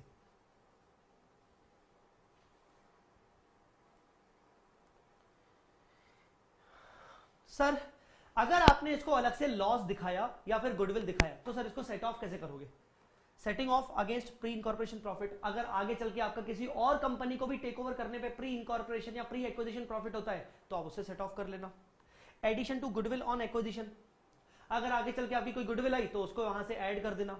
राइटिंग ऑफ कैपिटल प्रॉफिट्स, आप कैपिटल प्रॉफिट्स जो आपको कोई दूसरा बिजनेस टेक ओवर किया था, मतलब अल्टीमेटली यहां पर 3 बातें लिखी हुई, पर ultimately moral of the story एक ही है कि अगर आपका प्री इनकॉर्पोरेशन लॉस हुआ है तो या तो आप उसको गुडविल में ले जाओ, या अगर आप उसको गुडविल में नहीं ले जाना चाहते आप उसको फिलहाल रिजर्व एंड सरप्लस में नेगेटिव बैलेंस रखे रहो। आगे चल के अगर आपको कोई अलग से कैपिटल रिजर्व आता है तो उस कैपिटल रिजर्व से सेट ऑफ कर देना, बस मोरल ऑफ द स्टोरी यही है। मोरल ऑफ द स्टोरी यही है कि अगर आपका प्री इनकॉर्पोरेशन लॉस आता है तो उस लॉस को या तो आप गुडविल में ले जाओ, या तो आप उसको गुडविल में न ले जाके आप उसको रिजर्व एंड सरप्लस में सेपरेटली नेगेटिव बैलेंस दिखाओ। आगे चल के अगर कभी कोई दूसरे ट्रांजैक्शन से कैपिटल रिजर्व जनरेट होता है तो उस कैपिटल रिजर्व से इस लॉस को सेट ऑफ कर देना। आई होप आपको यहां तक क्लियर हो गया होगा।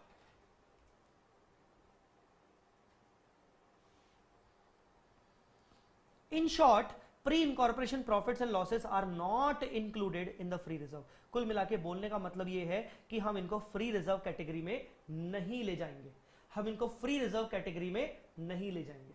सुनाओ सुनाओ सुनाओ सुनाओ सुनाओ, शिवम अरोरा सुनो ना सर, सुनाओ बेटा, सुना सुना सुना।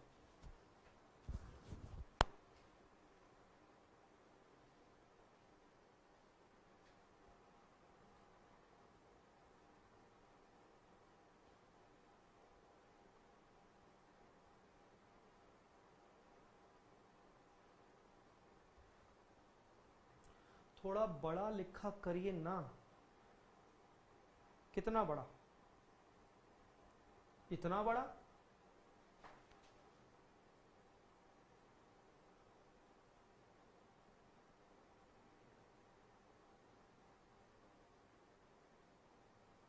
अच्छा शिवम ये सुनाना था तुम्हें? थैंक यू, मुझे लगा कोई डाउट होगा, नालायक। चलो आगे बढ़ते हैं, मैं तुम्हारे चक्कर में मतलब रोक के बैठा हूं कि पता नहीं इसको कुछ डाउट होगा। तो कुल मिला के जो प्री इनकॉर्पोरेशन प्रॉफिट्स होते हैं आप उनको फ्री रिजर्व नहीं मान सकते हो, therefore it can not be distributed as dividend to share holders. अब जब वो फ्री रिजर्व ही नहीं है तो आप उनको कभी शेयर होल्डर्स को डिस्ट्रीब्यूट ही नहीं कर पाओगे, क्योंकि शेयर होल्डर्स को जब भी आपको डिविडेंड देना है आप हमेशा डिविडेंड फ्री रिजर्व्स में से देंगे।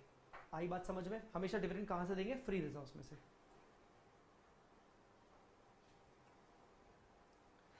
समटाइम्स वेंडर मतलब सेलर मतलब जय दामिनी, जय दामिनी का बिजनेस किसने टेक ओवर किया? रिलायंस ने। या जय दामिनी ने अपने बिजनेस को किस में कन्वर्ट कर दिया? कंपनी में। तो वेंडर मतलब सेलर, ठीक है ना, वेंडर मतलब सेलर मतलब जय Damini. Sometimes Jai Damini demands interest on late discharge of purchase consideration. Jai Damini अगर अपना बिजनेस बेच रहे हैं रिलायंस को तो जय दामिनी पैसा मांगेंगे ना, और मान लो रिलायंस ने लेट पेमेंट किया तो हम उस पर क्या मांगेंगे? Interest. Then such interest shall be calculated from the date of transfer of business. अब ये इंटरेस्ट कब, कौन से पीरियड का निकाला जाएगा?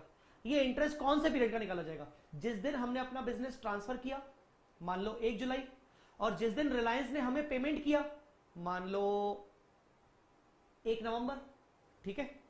या जिस दिन हमने अपना बिजनेस ट्रांसफर किया, मान लो 1 अप्रैल। हमने अपना बिजनेस डिसॉल्व कब कर लिया था? याद करो, हमने अपना बिजनेस डिसॉल्व कब किया था? जय दामिनी ने 1 अप्रैल को, 31 मार्च को। और मान लो रिलायंस का खेल ही नहीं है, हम अपने बिजनेस को कंपनी में इनकॉर्पोरेट कर रहे हैं, पर हमारी कंपनी इनकॉर्पोरेट कब हुई? 1 जुलाई को। तो हमने तो अपना बिजनेस ट्रांसफर कर दिया और हमें जो पेमेंट मिला वो 30th ऑफ सितंबर को मिला। तो interest shall be calculated from the date of transfer of business to the date of actual payment. जब हमने बिजनेस ट्रांसफर किया और जब हमें एक्चुअल पेमेंट मिला उस पीरियड का हमें इंटरेस्ट मिलना चाहिए। This interest will be expense for the company. ये इंटरेस्ट कौन पे कर रहा है? वो कंपनी पे कर रही है जिसको इनकॉर्पोरेट किया गया, और उसको pre period till the date of incorporation and post period till the date of after the date of incorporation. इसको मैं समझाता हूं इस रूप में, आइए इस रूप में समझाता हूं। देखिए यहां पर हमने अपनी पार्टनरशिप फॉर्म को डिसॉल्व किया और यहां पर कंपनी इनकॉर्पोरेट हुई।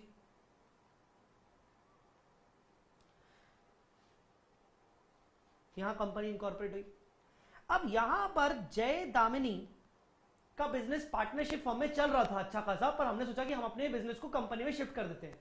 पर उसके केस में हमने बोला कि यार क्योंकि अभी तक हम चला रहे थे और हमें पेमेंट चाहिए, कंपनी में शिफ्ट कर रहे हैं तो कंपनी में अब बाकी शेयर होल्डर्स भी आएंगे, तो हम कंपनी से पेमेंट डिमांड मांगेंगे, हम कंपनी से डिमांड करेंगे ना हमें पेमेंट चाहिए। मान लो कंपनी से हमें पेमेंट मिला 30th ऑफ सितंबर को, पेमेंट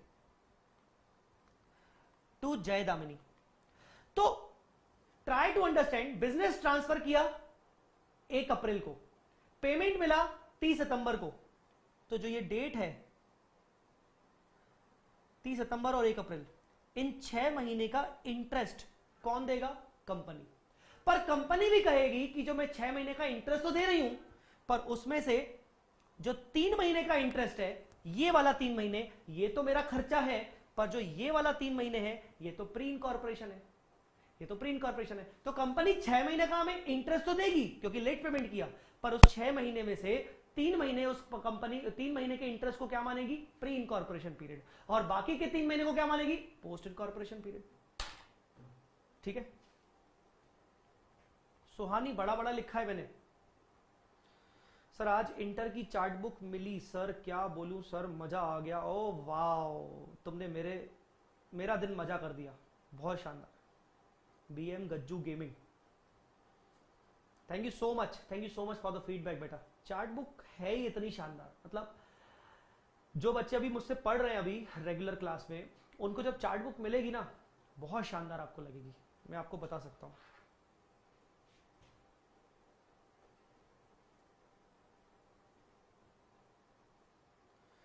चलिए, यहां तक क्लियर?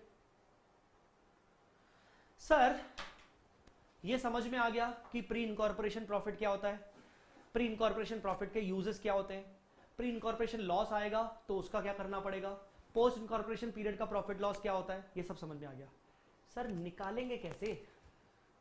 सर पूरे साल भर के इनकम्स और एक्सपेंसेस में हम आइडेंटिफाई कैसे करेंगे कि कुछ पोर्शन प्री का है और कुछ पोर्शन पोस्ट का है? मैं शॉर्ट में प्री पोस्ट बोलूंगा, ठीक है ना। सर मालूम कैसे पड़ेगा? तो उसके लिए है ये वाला point, how to calculate profit loss pre and post incorporation. कैसे मालूम पड़ेगा कि कुछ हिस्सा प्री का है कुछ हिस्सा पोस्ट का है, कैसे मालूम पड़ेगा? मैंने आपको उसके लिए अभी थोड़ी देर पहले बोला था समरी में,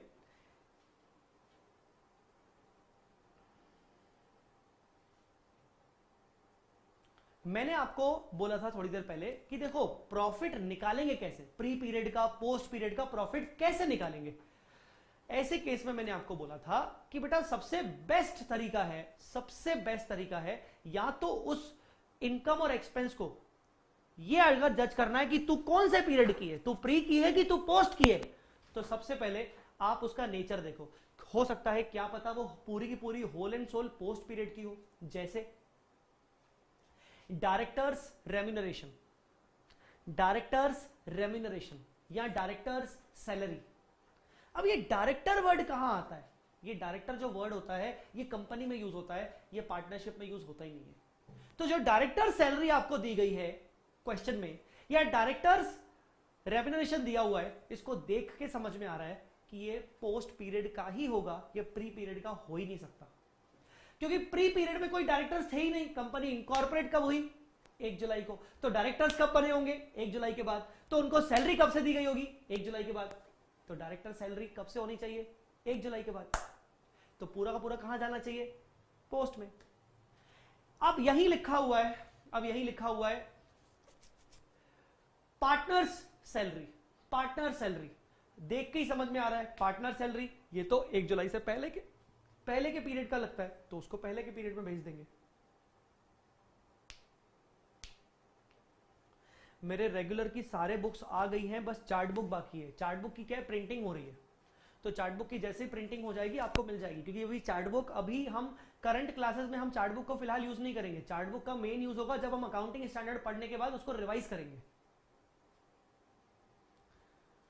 ठीक है।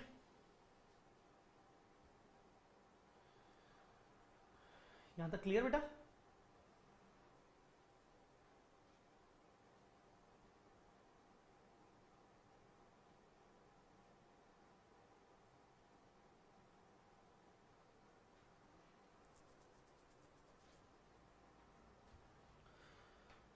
किसी भी एक्सपेंस को, किसी भी इनकम को प्री और पोस्ट में डिवाइड करने के तरीके होते हैं। या तो आइडेंटिफाई करो, बाय नेचर वो समझ में आ जाएगा कि यार ये किस पीरियड का है, या तो अगर वो एक कॉमन एक्सपेंस है जैसे सेल्स। अब ऐसा तो नहीं है कि अगर आपको पूरे साल भर की सेल दी हुई है, मतलब इन 3 महीनों की भी दी हुई है और इन 9 महीने की भी सेल दी हुई है, अब पूरे 12 महीने की सेल दी है, उसमें आपको 3 और 9 महीने करके नहीं दिया गया, कैसे करोगे इसको? सेल को कैसे बांटोगे? सेल को कैसे बांटोगे? या फिर आपको सैलरी के एक्सपेंसेस दिए हुए हैं, सैलरी के एक्सपेंसेस दिए हुए हैं 3 महीने और 9 महीने, टोटल मिला के पूरे 12 महीने के एक्सपेंस दिए सैलरी के, सैलरी टू एम्प्लॉइज, कैसे बांटोगे?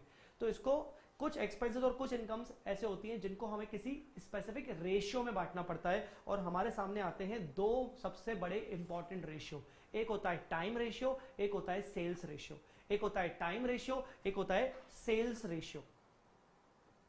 The first one is time ratio and the second one is sales ratio. Now what do you mean by time ratio? What do you mean by sales ratio?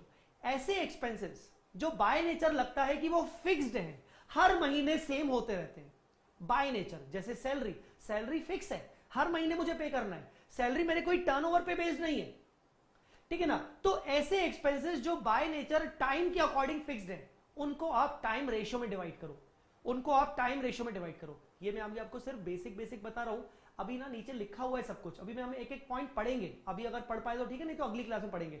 तो हर expense को, expense का nature देखो कि यार expense, ये expense time period के according बांटा जा सकता है कि नहीं, क्या ये एक्सपेंस हर महीने इक्वल बेसिस पे होता है क्या, ये फिक्स नेचर का एक्सपेंस है क्या, हाँ, तो उसको टाइम रेशियो में डिवाइड करो। कुछ एक्सपेंस ऐसे होते हैं जो आपके फिक्स नहीं होते, वो कहीं ना कहीं आपके टर्नओवर से रिलेटेड होते हैं, जैसे discount on debtors, discount allowed to debtors. अब जो डिस्काउंट अलाउड टू डेटर्स है, तो डेटर्स कब आते होंगे? सेल्स करने पर। तो एक काम करो, अगर आपको 3 महीने का सेल पता है, 9 महीने का सेल पता है, तो आपका ये रेशियो बन गया, आप डिस्काउंट को जो है ना वो 3 और 9 महीने की सेल्स रेशियो में बांट दो। बैड डेट्स, बैड डेट्स किसके होते हैं? डेटर्स के। डेटर्स कब हुए? सेल हुआ, तो इसका मतलब बैड डेट्स को भी सेल्स रेशियो में डिवाइड कर दो। आई बात समझ में कि नहीं? Carriage outward, advertisement expenditure, commission on sales, ये सब क्या है? ये कहीं ना कहीं आपके टर्नओवर के बेसिस पे, कैरेज आउटवर्ड, सेल करने पे, ठीक है ना? तो आप इनको किस पे बांटोगे? Sales ratio.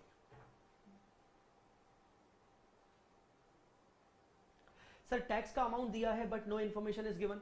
बेटा अगर टैक्स का अमाउंट दिया है तो फिलहाल टैक्स को बांटने की जरूरत ही नहीं है, आप बिना टैक्स के बाकी सब इनकम्स और एक्सपेंस को बांट दो, आपके पास प्री इनकॉर्पोरेशन प्रॉफिट आ जाएगा, पोस्ट इनकॉर्पोरेशन प्रॉफिट आ जाएगा, उन दोनों के ऊपर अलग अलग टैक्स निकालो, आपका टैक्स अपने आप बढ़ जाएगा। सिंपल।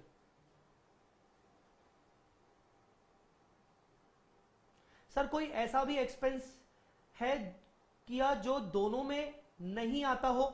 ऐसा हो ही नहीं सकता भाई, कहीं ना कहीं तो लिखना पड़ेगा ना, यहां तो वो प्री पीरियड, ऐसे तुम बताओ ऐसे कैसे हो सकता है?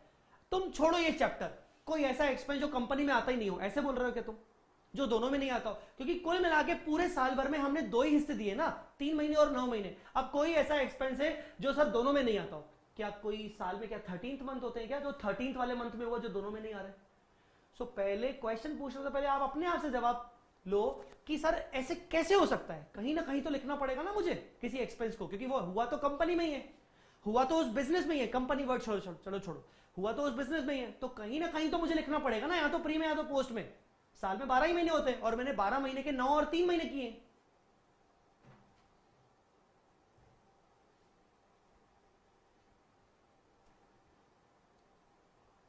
ठीक है,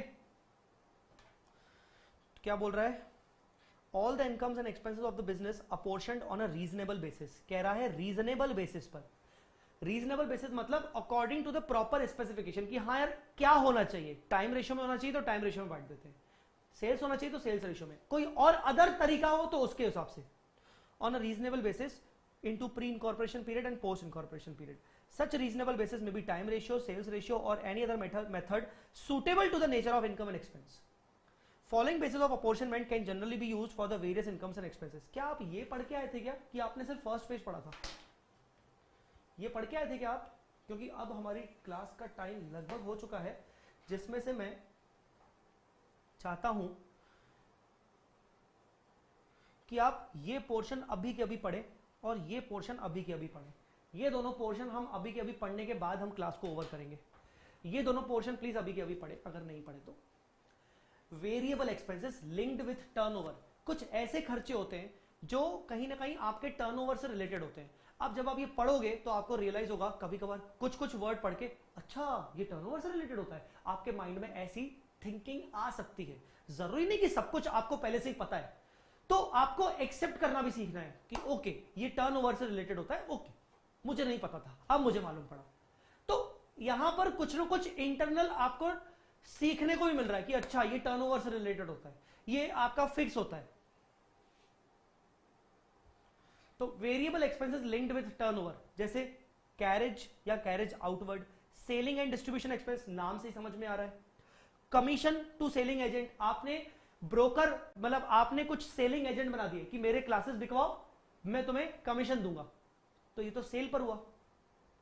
travelling agent, advertisement expense, bad debts, brokerage, sales promotion, इसमें एक पॉइंट नहीं आया, डिस्काउंट अलाउड, लिख सकते हो। तो ये सब सारे क्या हैं, ये सारे आपके सेल्स टर्नओवर मतलब सेल होता है, टर्नओवर मतलब सेल होता है। किसी एक बच्चे ने पूछा था मुझसे, सर टर्नओवर का मतलब क्या होता है, तो मैं आपको बता दूं टर्नओवर का मतलब सेल होता है। मुझे ऐसा लगता था कि टर्नओवर का मतलब सबको पता होगा फाउंडेशन में। मुझसे किसी एक बच्चे ने पूछा कि सर टर्नओवर मतलब क्या होता है, भैया सेल होता है। तो टर्नओवर के बेसिस पर आपके जो खर्चे होते हैं। फिक्स्ड कॉमन चार्जेस, ऐसे एक्सपेंसेस जो आपके सेल हो चाहे सेल नहीं हो, आपके खर्चे तो होंगे ही होंगे। अब स्टाफ की सैलरी वो तो आपको हर महीने देनी ही देनी है, तो वो कहीं ना कहीं आपके सेल्स के बेसिस पर नहीं है, वो आपके टाइम के अकॉर्डिंग है कि भाई कितने महीने प्री में जा रहे हैं, कितने महीने पोस्ट में जा रहे हैं, उतना उतना सैलरी बांट दो। तो salaries, office and administrative expenses, rent तो जाएगा ही जाएगा ना, आपका सेल हुआ चाहे नहीं हुआ।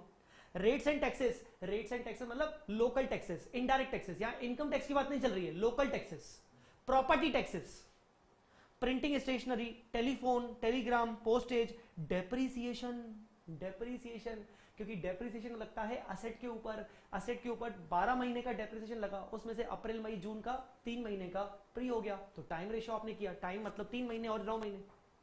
मिसलेनियस एक्सपेंस, तो ये सब आपके टाइम रेशियो में जाते हैं। आई होप आपको ये पॉइंट्स दोनों समझ में आए होंगे। अब सर आपको बाकी का क्या पढ़ना है, आपको मैं होमवर्क दे रहा हूं, ये वाला पोर्शन आपको मैं होमवर्क दे रहा हूं, ये वाला पोर्शन, ये वाला पोर्शन, ये वाला पोर्शन और ये वाला पोर्शन आपको होमवर्क दे रहा हूं, ठीक है ना। आपको जितना मैंने आपको होमवर्क दिया है आपको ये पढ़ के आना है, अगली क्लास में हम इसको कंटिन्यू करेंगे। यहां तक कोई दिक्कत, कोई परेशानी, जल्दी बताओ। ये सब क्या याद करना पड़ेगा सारा, मुझे एक बात बताओ। एक चीज होती है याद करना पड़ेगा और एक चीज होती है समझना पड़ेगा। अगर हम समझते हैं तो हमें याद करने की कोई जरूरत नहीं होती, क्योंकि बहुत सारी चीजें कॉमन सेंस पे डिपेंड करती हैं। कुछ चीजें शायद याद करनी पड़े, आई थिंक 95% चीजें याद नहीं करनी पड़ेंगी, कॉमन सेंस है। क्या तेरे को याद करना पड़ता है क्या जो तेरे डेली रूटीन में चलता है? तेरे को खाना खाना है, तेरे को पढ़ाई करनी है, तेरे को कपड़े पहनने हैं, तेरे को नहाने जाना है, तेरे को ब्रश करना है, ब्रश करने के बाद वाली जो एक्टिविटी होती है वॉशरूम में वो करनी है, तेरे को याद करनी पड़ती है क्या कि वो अपने आप उसकी फीलिंग आने लगती है ना? वैसे ही ये वाले खर्चे ऐसे हैं जिसको फीलिंग आने लगेगी, हाँ ये तो सेल्स पर है यार, ये तो टाइम रेशियो है यार। तो हर चीज याद करने वाली नहीं होती मेरे फाउंडेशन वाले बच्चे, ठीक है ना, हर चीज याद करने वाली नहीं होती। तकलीफ यहां पर यह है साला कि ना हमारे माइंड को इस तरीके से सेट किया गया है 11th-12th क्लास में या फाउंडेशन में कि साला अकाउंट्स भी रटवाया जाता है। बस तकलीफ वह है, तो याद नहीं करना पड़ेगा, कुछ कॉमन सेंस पे लेना पड़ेगा, कुछ कॉमन सेंस लेना पड़ेगा। जैसे तेरे को कुछ चीजों की फीलिंग अपने आप आती है, भूख लगी है खाना खाना है, तो याद थोड़ी क्या कि हाँ मेरे को 2 बज गए खाना खाना है, मतलब खाना खाने का कभी तू शेड्यूल बनाता है क्या? नहीं। तो इन द सेम केस कोई याद करना नहीं पड़ेगा, कुछ चीजें हैं जो कहीं ना कहीं आपको याद करनी पड़ेगी, क्योंकि इंस्टीट्यूट हमेशा उसको सेल्स रेशियो में ही ले जाता है या इंस्टीट्यूट हमेशा उसको टाइम रेशियो में ले जाता है। तो वो 2-3 चीजें ऐसी होंगी, बाकी सब कॉमन सेंस के ऊपर बेस्ड है।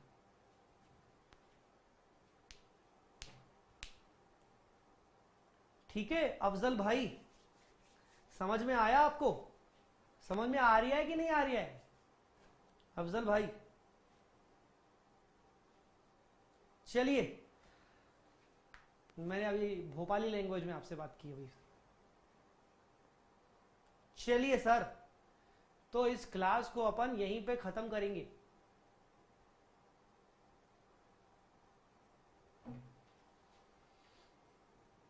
यहीं पर क्लास को ओवर करते हैं। अगर कोई डाउट हो तो पूछ लो।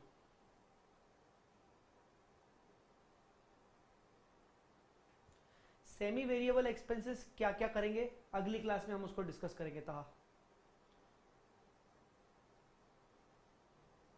वो 2-3 चीजें आप बता देना सर, बाकी सब हो जाएगा। अरे वो सब मैं बता दूंगा, मुझे तो सभी बताना है, पर मैंने जो आपको होमवर्क दिया है वो एक बार आप प्लीज पढ़ के आइएगा। आपको सिर्फ पढ़ के आना है, मैंने आपको ये नहीं बोला कि आपका टेस्ट होगा आप पढ़ के आओ मैं आपसे पूछूंगा, ऐसा नहीं। डाउट, गूगल ड्राइव परचेज किया कॉम्बो का, तो क्या हम लाइव स्ट्रीम अटेंड कर सकते हैं क्या? बेटा देखो, वैसे भी लाइव स्ट्रीमिंग तो रिजल्ट तक हो रहा है, रिजल्ट के बाद लाइव स्ट्रीमिंग तो होगा ही नहीं, मेरे सब्जेक्ट में तो नहीं होगा। तो अगर आप गूगल ड्राइव परचेज करते हो और अगर कोई फैकल्टी लाइव स्ट्रीमिंग कंटिन्यू करती है वी स्मार्ट सॉफ्टवेयर पे, तो यस आप कर सकते हो, ठीक है ना। इसके लिए आप मुझे व्हाट्सएप पे मैसेज डाल दो, मैं और क्लैरिटी कर दे दूंगा स्टाफ से बात करके, ठीक है, ताकि मुझे ये पॉइंट, व्हाट्सएप इसलिए बोल रहा हूं क्योंकि मुझे पॉइंट मेरे को याद होना चाहिए कि हाँ मुझे ये पूछना है स्टाफ से। तो लाइव स्ट्रीमिंग तो तभी करोगे ना जब फैकल्टी लाइव स्ट्रीमिंग में पढ़ाएगा रिजल्ट के बाद। समझो, अभी आपके रिजल्ट आने वाले हैं, उसके बाद हो सकता है फैकल्टी आपको अपनी क्लास रिकॉर्ड करता जाए घर पे और आपको देता जाए। मेरे केस में लाइव स्ट्रीमिंग नहीं होगी क्योंकि मेरे बाकी के लेक्चर्स आपके पहले से ही मेरे रिकॉर्डेड है और वो अपडेटेड है, तो वो आप देखोगे, ठीक है। फिर भी अगर आपको इसमें और डाउट है तो आप मुझे एक व्हाट्सएप छोड़ दो, ताकि मुझे ये याद रहे कि मुझे अपने स्टाफ से और मुझे अपने मैनेजमेंट से पूछना है।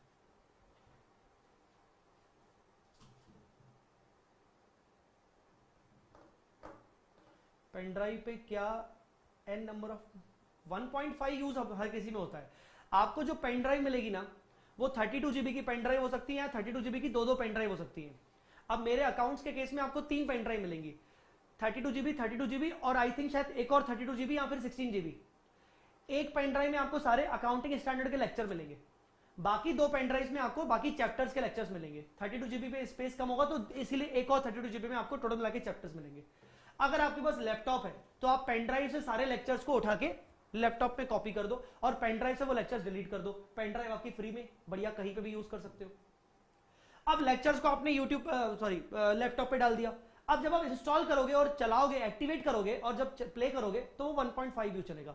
तो चाहे आप पेन ड्राइव लो चाहे आप गूगल ड्राइव लो, आप अभी तक शायद ये नहीं समझ पा रहे हो कि गूगल ड्राइव और पेन ड्राइव में कोई फर्क नहीं है। सिर्फ इतना फर्क है कि जिसके घर पे इंटरनेट स्पीड स्ट्रांग है तो वो पेन ड्राइव का खर्चा बचा ले, ज्यादा अच्छा है, वो गूगल ड्राइव से डाउनलोड कर ले, 500-1000 रुपए पर सब्जेक्ट उसके बच जाएंगे। पर जिसका इंटरनेट स्पीड अच्छा नहीं है वो डाउनलोड नहीं कर पा रहा, तो आप पेन ड्राइव हमसे लीजिए, पूरे लेक्चर्स डाउनलोडेड आपको हम पेन ड्राइव में देंगे, वो लेक्चर्स अपने लैपटॉप में कॉपी करिए और पेन ड्राइव को फ्री कर दो, पेन ड्राइव कहीं पे भी यूज करो, ठीक है। या लेक्चर्स पेन ड्राइव में भी रखे रहो और लैपटॉप में भी कॉपी करके रहो, बैकअप बन जाएगा आपके लिए। कभी मान लो आपका लैपटॉप क्रैश हो गया या कुछ हो गया तो कम से कम पेन ड्राइव में वो लेक्चर रखे रहेंगे, जब आपका कोर्स खत्म हो जाए तो पेन ड्राइव से डिलीट कर दो। तो पेन ड्राइव देने का रीजन सिर्फ यही है और कुछ नहीं है। बाकी लेक्चर्स वही होते हैं, चाहे लेक्चर्स आप कुछ भी करो आपको 1.5 व्यू ही मिलता है। अब कुछ बच्चे मुझसे ये पूछते हैं कि सर ये 1.5 से आगे हमें मिल सकते हैं क्या? तो मेरे को हमेशा ये लगता है कि ये बच्चा क्यों सोच रहा है इतने ज्यादा व्यू देखने का। आप सिर्फ पढ़ते पढ़ते पढ़ते पढ़ते अपनी लाइफ गुजारना चाहते हो कि पढ़ने के बाद खुद की सेल्फ स्टडी करने के बाद एग्जाम देना चाहते हो। तो बच्चा ये भूल जाता है कि मैं अगर पैसे दे रहा हूं तो मुझे पढ़ने के बाद खुद भी पढ़ना है और मुझे एग्जाम देना है। वो ये सोचता है कि वसूल करूंगा, पूरे पैसे दिए 1.5 क्यों, उससे ज्यादा देखूं। अरे जब तूने देख लिया तो फिर से देख के क्या करेगा? जब तूने एक बार पूरा देख लिया है और तेरे को समझ में आ गया है तो तेरे को दूसरी बार देखने की जरूरत क्या है? फिर भी हम 0.5 दे रहे हैं, ठीक है। तो ट्राई टू अंडरस्टैंड, बार बार देखने से कुछ होगा नहीं जब तक तू खुद नहीं पढ़ेगा और जब तक तू एग्जाम नहीं देगा, ठीक है। तो ये बात थोड़ी सी समझने की कोशिश कर।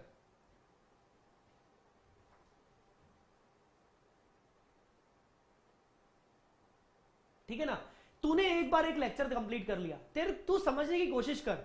कबीर या कोई भी हो, आपके 8 सब्जेक्ट है बच्चे, 8 सब्जेक्ट हैं और आपको 9 महीने मिलते हैं इफेक्टिवली रिजल्ट के बाद एग्जाम देने के लिए।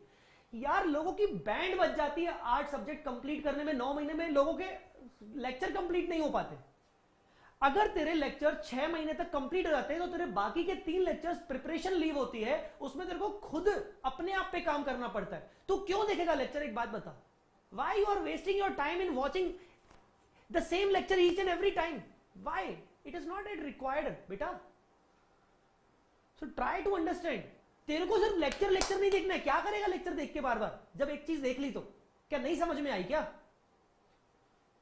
और नहीं भी समझ में आई तो ऐसा तो हो नहीं सकता कि सारे टॉपिक फिर से देखने। जो जो चीज नहीं समझ में आई उसका पॉइंट 5 व्यू आपको फिर से दिया गया। एक बात बताओ, 0.5 व्यू तो हम आपको एडिशनली दे रहे हैं। जब आप फेस टू फेस क्लासेस करते हो अपने शहर में, अपने कोचिंग में, या फिर आप पुणे आओगे फेस टू फेस करने, आपने पूरा हमारे साथ एक बार क्लास ले ली, क्या आप आके फिर से बोल सकते हो सर एक बार और बैठ जाओ बिना फीस पे किए? ऐसा होता है क्या कहीं पर भी? नहीं होता है ना। तो रिकॉर्डिंग में ऐसी सोच क्यों है आपकी, जो कि बेवजह आप अपना टाइम वेस्ट कर रहे हो उस चीज को लेकर? So please try to understand, just be mature कि आपको लेक्चर्स देखने हैं, एक बार देख के आपको खत्म करना है, आगे बढ़ना है। A teacher can guide you only, but teacher can not pass you, make you pass. That means आपको टीचर गाइड कर सकता है, बट टीचर आपको पास नहीं करवा सकता। पास आप खुद होगे अपनी मेहनत से। अगर तुम खुद पास होते हो और उसका क्रेडिट हमें देते हो, वो गलत है। उसका क्रेडिट तुम्हारा खुद का जाना चाहिए, तुम्हारा खुद का हार्डवर्क है। हाँ, हमने बस तुम्हें पुश किया। आई बात समझ में कि नहीं? तो तुम्हें हम पास नहीं करवा सकते। वैसे ही ये थिंकिंग रखो कि अगर तुम्हें पास होना है तो पढ़ना भी खुद ही पड़ेगा। हम सिर्फ तुम्हें एक तरीका बता रहे हैं, अप्रोच बता रहे हैं, ताकि तुम्हारा कोर्स जल्दी खत्म हो जाए।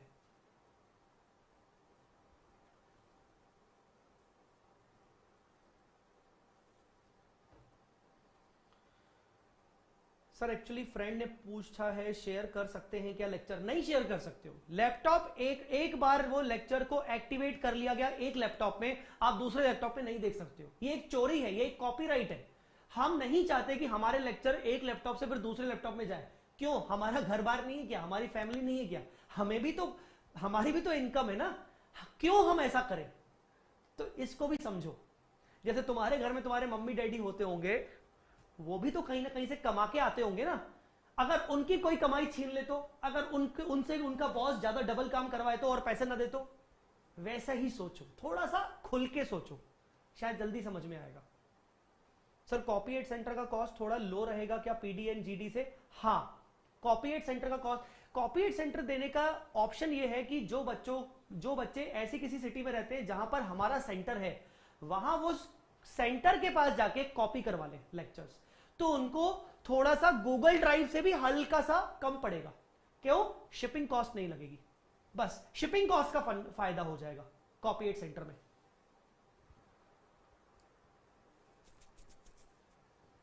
तो ये बात मैंने जो आज आपको बताई है इस पीडी गूगल ड्राइव 1.5 यू के रिगार्डिंग, ये आप अपने दोस्तों को भी बताएं।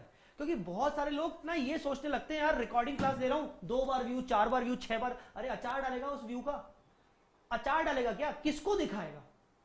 किसी काम के नहीं है। और एक बार वो क्लासेस पुरानी होगी ना, अगर तू ये सोच रहा है कि ना डबल व्यू ट्रिपल व्यू इसलिए चाहिए क्योंकि मेरा ना फ्रेंड है, मैं उसको भी दिखाऊंगा, मैं ना मेरा छोटा भाई है जब वो अभी फाउंडेशन कर रहा है, वो उसको भी दिखाऊंगा, तब तक लेक्चर पुराने हो जाएंगे, तेरा खुद का मन नहीं करेगा। तेरे को लगेगा मैं न्यू लेक्चर ले लूं अपने छोटे भाई बहन के लिए। तेरे फ्रेंड को लगेगा यार क्या पुराने लेक्चर दिखा रहा, छी हूं, हाथ थू, नहीं ले लेंगे। ठीक है, चलिए इसी के साथ यहां पर अपन क्लास ओवर करते। सर वी स्मार्ट का सेंटर कहां है वेस्ट बंगाल में? वो आपको वेबसाइट से सर्च करना पड़ेगा। मैं लिस्ट लेके नहीं बैठा हूं, ठीक है ना, मेरे को याद नहीं है ये चीज, मेरे को रटनी पड़ती है, मेरे को याद नहीं है, मैं लिस्ट लेके नहीं बैठा हूं। एक कोलकाता टॉलीगैंग करके कुछ जगह है क्या, वहां मुझे याद है, बाकी मुझे कोलकाता के अदर सेंटर्स के, मुझे वेस्ट बंगाल के अदर सेंटर्स याद नहीं है। आप वो जाइए, आप वहां पर वेबसाइट पे जाइए, वेबसाइट पे आपको सेंटर की डिटेल मिल जाएगी। मैं याद नहीं करके बैठा हूं, इतनी सब चीजें मुझसे याद नहीं होती। ठीक है, आप वो जाइए। चलिए, thank you so much, bye bye, जय माता दी, अल्लाह हाफिज।